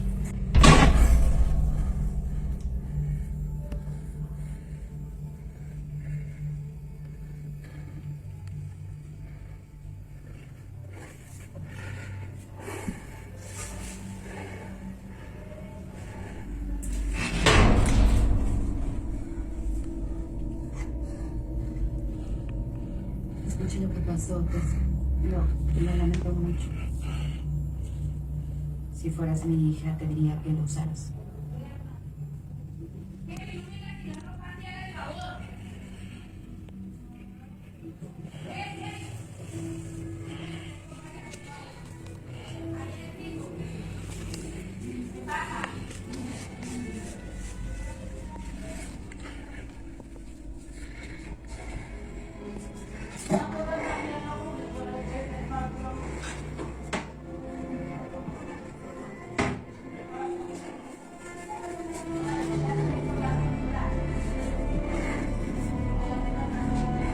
He slowly turns the camera back toward the doorway leading into the kitchen, explaining that unexplained activity has been happening in his house for weeks now.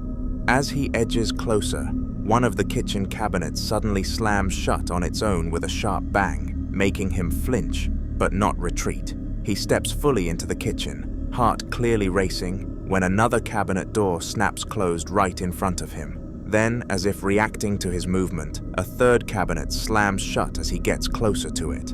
Trying to stay calm, he opens each cabinet one by one, showing they're empty, and nothing inside could have caused them to move. No loose hinges, no drafts, no pets in the room. Whatever was making itself known didn't need the noise anymore. It had already proven it was there.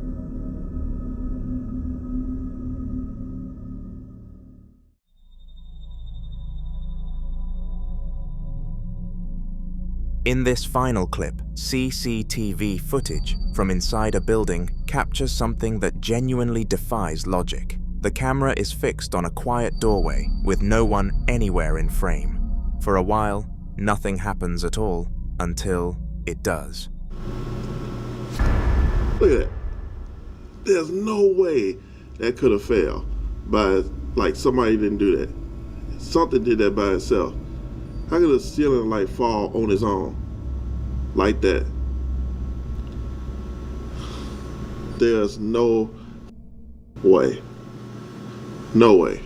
Without warning, the ceiling light suddenly rips free and crashes straight down onto the floor below. There's no shaking beforehand, no visible trigger, no person nearby who could have touched it. Lights like that do not just fall on their own, especially in an empty, secured area. The impact echoes through the hallway, and the room is left completely still again, as if nothing happened. After reviewing the footage, staff confirmed nobody had entered the area before or after the incident. The security guard on duty that night reportedly resigned the very next day, saying the footage was enough for him. Whatever caused that light to fall was never identified, and the building has since gained a reputation among workers as a place you do not want to be alone in. Just as they were about to leave the store for the night, Nick and his co-worker were standing near the entrance, debating whether they should just walk out and grab her keys from the back room later. The lights ahead of them were flickering non-stop, buzzing on and off in a way that felt way too deliberate to be electrical. You can hear the hesitation in both their voices as they start recording, knowing they've dealt with strange things here before. Okay guys, we were literally just about to leave my store when shit just started flickering again. This is the second time it's happened. My car's over there, and I'm shaking right now. okay, and her keys are in the back. We need to go. We need to go get my keys. And the light turned on. I don't want to go. Okay, well, I'm gonna literally record this whole thing just so you guys can see what happened. I'm literally so scared. Okay, okay, something.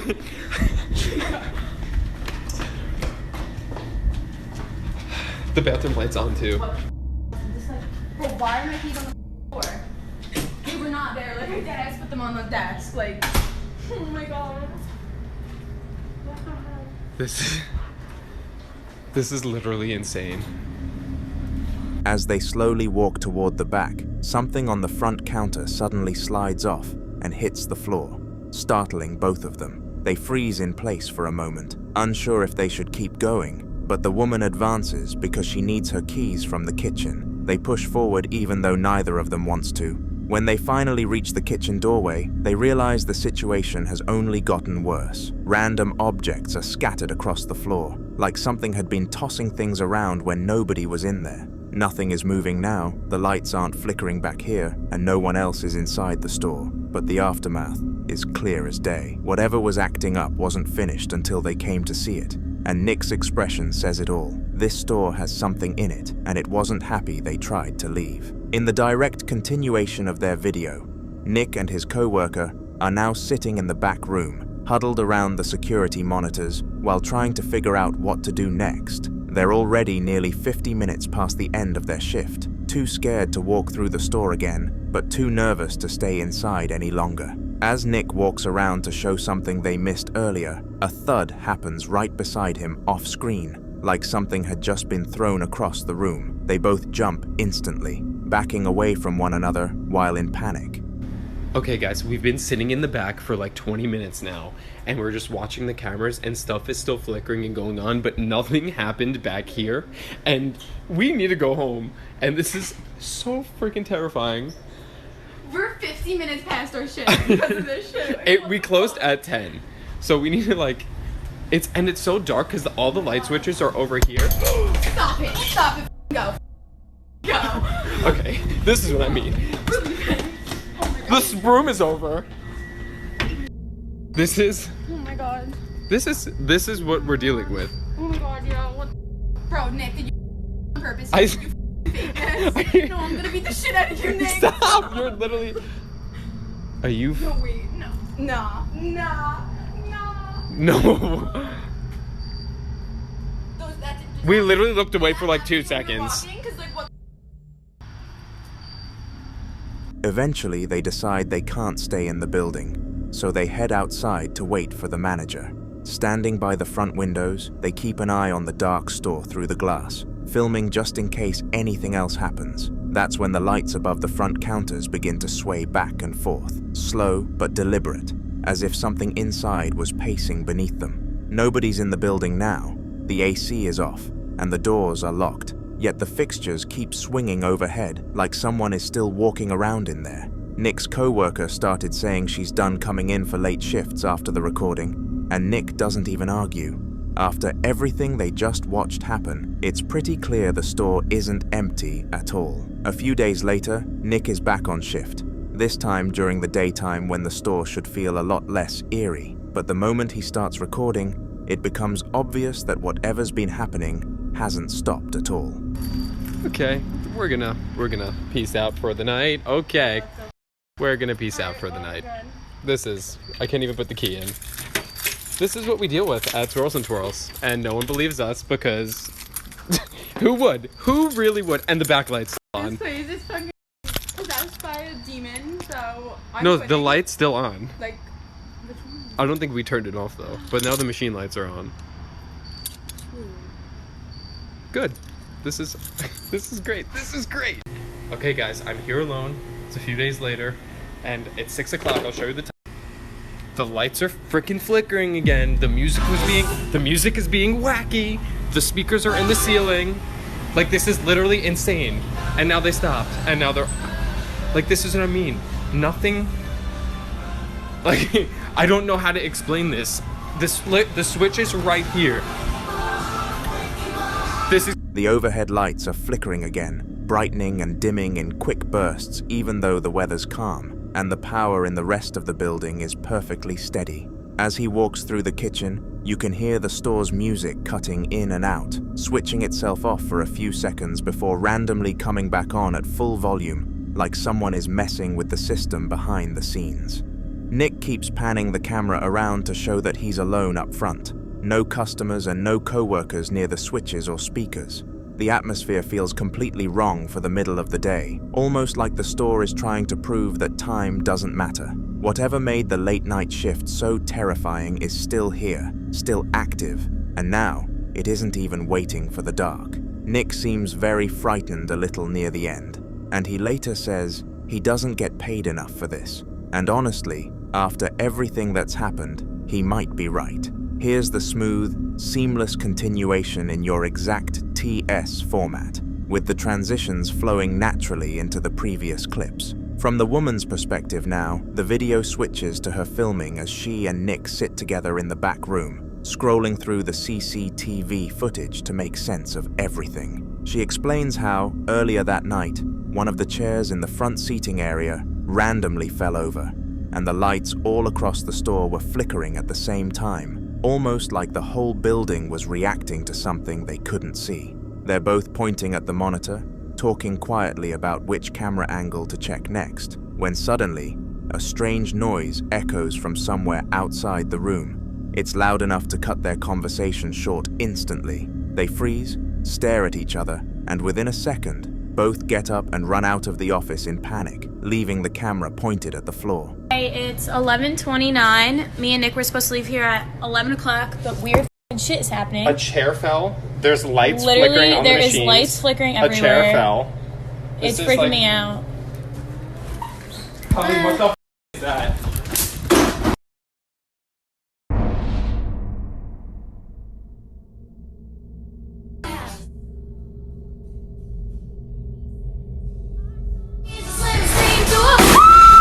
There's actual footsteps going on in the ceiling right now, and something just fell over here.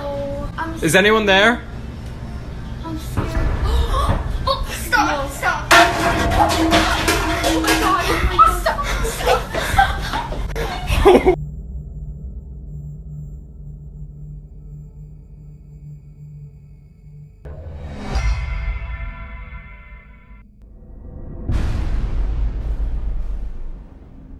The footage then cuts directly to the CCTV from earlier that night, showing the exact moment the chair fell. There's no one around it, nothing touching it, and the fall is so sudden it looks like it had been yanked. Right after that, the video switches to handheld footage again, now from the woman's phone, as she joyfully walks through the store. As she approaches the front counter, something crashes loudly to her right. She swings the camera over, and the cash register that had been sitting up on the counter is now on the floor, tipped over on its back like it was pushed hard. She gasps instantly. This entire chain of events makes it obvious that whatever is in the store isn't tied to the time of day, the number of people around, or whether anyone is watching. It shows itself whenever it wants to, and this time it was making sure both of them saw it.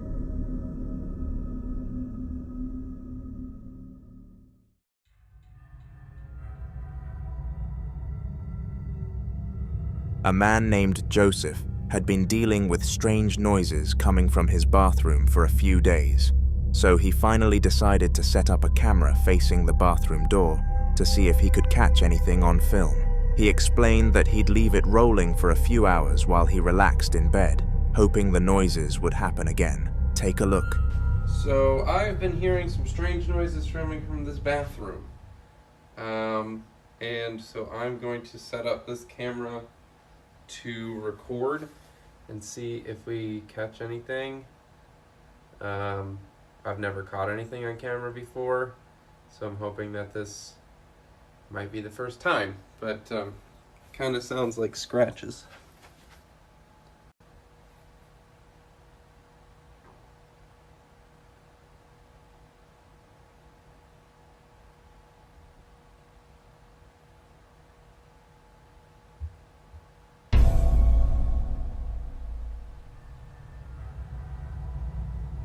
For almost an hour, nothing unusual happens, just the quiet hum of the house and the faint reflection of the hallway lights on the bathroom mirror. But then, without any warning, as the man enters his room after getting a drink, a dark shadow suddenly enters the frame. It appears on the right side of the mirror, shaped unmistakably like a human figure peeking into the bathroom. It pauses for a brief moment, almost as if watching, then quickly pulls back out of view as if it realized it had been caught.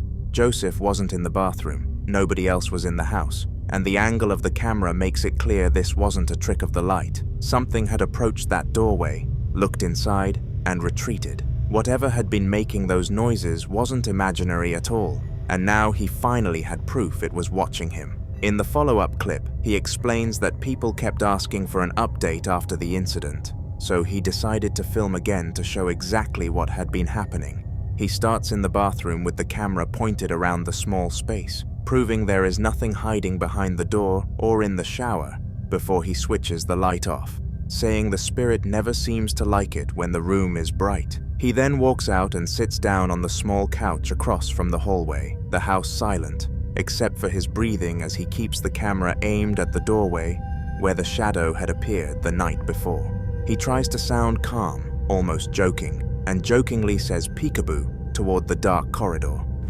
All right, guys, so you wanted an update. So here is the shower. That's where the cat goes to the bathroom, so nobody's in there. Nobody's in the bathroom. Nothing's behind the door. All right, we're turning the light off because it doesn't like the light. Here's my fiance. I don't want to be on camera. Okay. I don't think we should be engaging it. It's fine.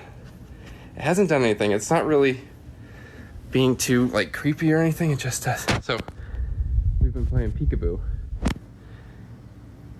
Peekaboo! A second later, something steps fully into view. A tall shadow shaped unmistakably like a person moves into the doorway, perfectly outlined yet completely black, as if absorbing the light around it. He gasps and jerks back in the seat before it disappears when the clip ends. There is no sound of footsteps, no breathing, no retreating movement. Whatever was haunting him had finally shown itself clearly. In the third part of Joseph's saga, he starts the video by admitting he might have messed up by provoking whatever is in his home with the last peekaboo clip. He sounds nervous this time, the camera shaking slightly as he stands in the bedroom. He explains that ever since the shadow stepped into view, things in the bathroom have gotten noticeably worse, and he hasn't been able to sleep properly. Then, right as he's talking, the sounds begin. Okay, guys. I think I fucked up a little bit. You hear that?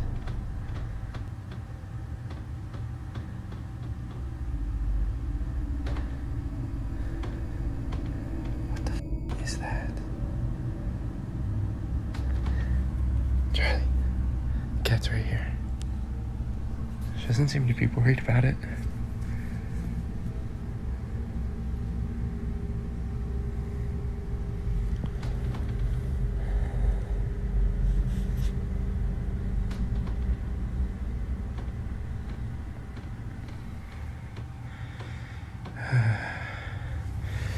A slow creaking echoes from inside the bathroom, the unmistakable sound of cabinet doors being tugged or pushed from the inside. Joseph seems very scared, and the noise continues in short bursts, like something is testing them. To prove nothing living could be responsible, he pans the camera down to show his cat sitting curled next to him on the bed, wide awake and staring toward the hallway. Joseph points out that the cat has been with him the entire time, and clearly isn't the one making the noise, and I should add that it's especially since it refuses to go anywhere near the bathroom now. The creaking grows louder for a moment, then stops abruptly, leaving the entire apartment silent again. Joseph knows that he definitely pissed the spirit off, and he's starting to think filming was a mistake. Whatever had revealed itself in the doorway last time now seemed to be actively moving things in the bathroom, and the tension in the air made it clear this haunting was far from over. In the final part of Joseph's saga, he decides he's had enough. The sleepless nights, the shadow figures, the noises from the bathroom, all of it had pushed him to the edge. And this time, he stands directly in the doorway, holding the camera out in front of him. His voice is shaky, but he tries to sound firm as he tells the spirit that it needs to leave, saying they are done with its bull and that it is no longer welcome in his home. He barely finishes the sentence when everything shifts for the worse. All right. I appreciate all the well wishes. I haven't been getting great sleep lately. I don't know if it's because of this, but I'm going to take your advice. It's been slamming the doors again this morning. I'm just going to tell it to get the f*** out of here. Okay? All right, this is it. You are not welcome here. You need to leave. We are done with your bullshit. We are not going to take it anymore, okay? You need to get the f*** out. No, this is so bullshit.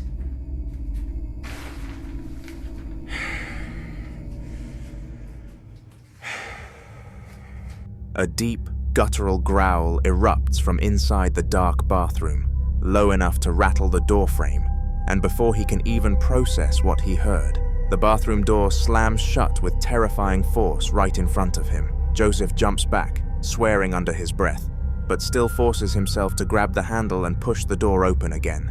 Inside, the bathroom is completely empty. No movement, no noise, nothing that could have caused the growl or the slam. The tension in his voice is obvious as he steps all the way in, panning around the room to prove there is no one hiding. The air feels heavier than before, and he admits on camera that he and his cat have been avoiding this room altogether. After this final encounter, Joseph says they're both seriously considering moving out.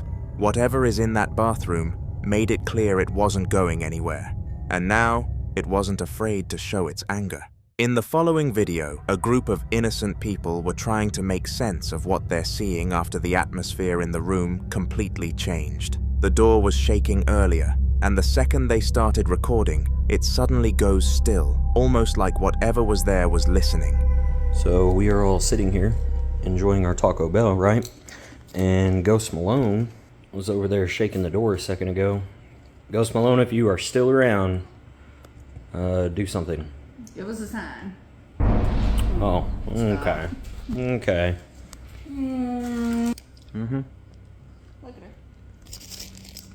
Nonchalant. Alright, so ironically, I'm watching Ghostbusters, right? Ghost Malone. Ghosty. Yo. Are you kidding? Alright, so I've been asking Ghost Malone some questions. Okay, so 1 time if you're there, 2 times, or I guess no times if you're not. Definitely there, okay. Are you friendly? Okay, okay. Do you like Ghostbusters? No? Okay, do you like movies? Okay, okay. Alright, just not Ghostbusters, I guess it's insulting. Are you here to cause harm? Okay. Okay. Man, I wish I knew Morse code. We'd try that. Are you an older spirit? Okay, but not a bad spirit. Okay. Is there more than one of you? Oh, okay.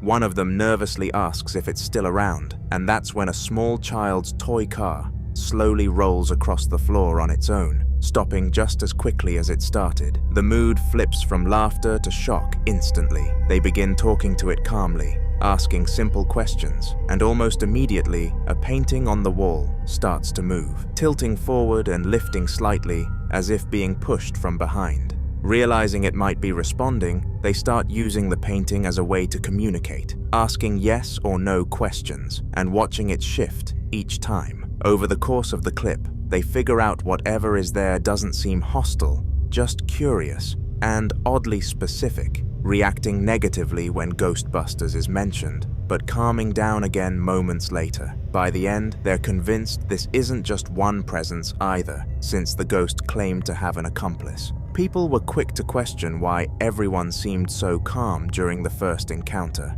almost accusing them of downplaying what happened. Instead of arguing back, the man behind the camera decided to do the opposite and returned to the room alone to see if whatever was there would respond again. So, a couple weird things have happened tonight, like my mom's painting over there has moved. Ghosty. Ghost Malone. You there? Don't judge the trash. It's trash day. Ghosty.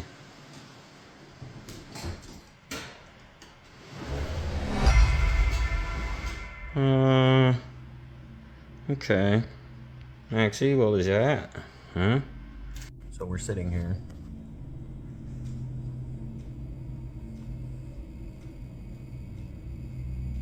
Revelation here, is it?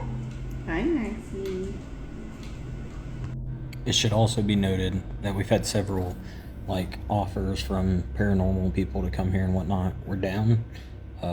But there's been a few of them that are private profiles, minus the big ones you guys have suggested. Nobody's reached out, but I don't know. I might take offers for people to just come stay the night so you can see whether it's real or not for yourself. I don't know. But yeah, I am gonna take a list of questions. I've been writing down in the comments all the questions you guys have for Ghost Malone, and then we're gonna do the Stranger Things light or dog button things to see if that does anything. The house is quiet now, no nervous laughter, no group energy, just him speaking carefully into the empty space, asking if the presence is still around. For a moment, nothing happens. Then, without warning, a large baby playpen sitting across the room begins to slide across the floor on its own. It moves slowly but deliberately, scraping loudly as it shifts several feet with no one touching it. The man backs away in shock, clearly shaken now that there's no one else there to share the moment with. He later explained that this wasn't an isolated event either. Multiple paranormal investigators have since visited the house, documenting repeated activity and ruling out natural causes. Despite their efforts, nothing has stopped what's happening, and the family has made it clear that if the experts can't put an end to it, they're moving out for good. Whatever is in that house clearly has no interest in being ignored, no matter if it has good intentions.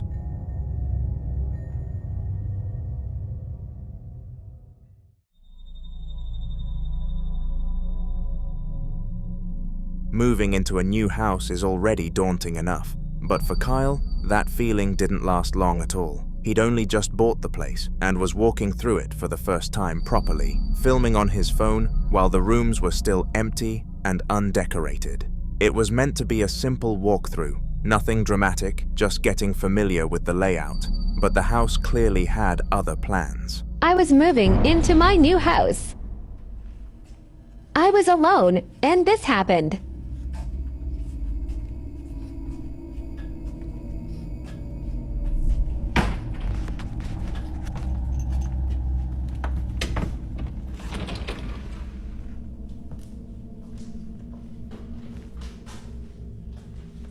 Good luck to me.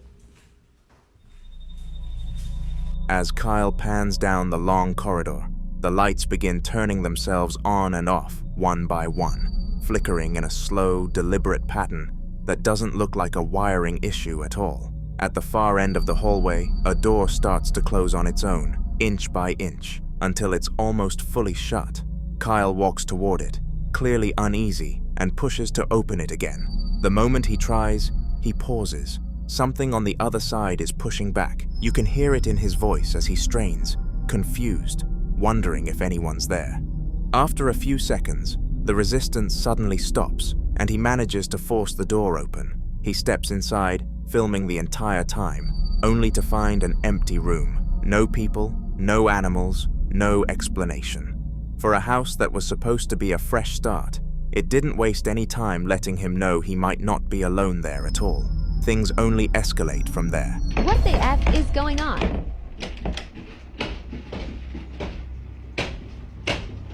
Things are going crazy now.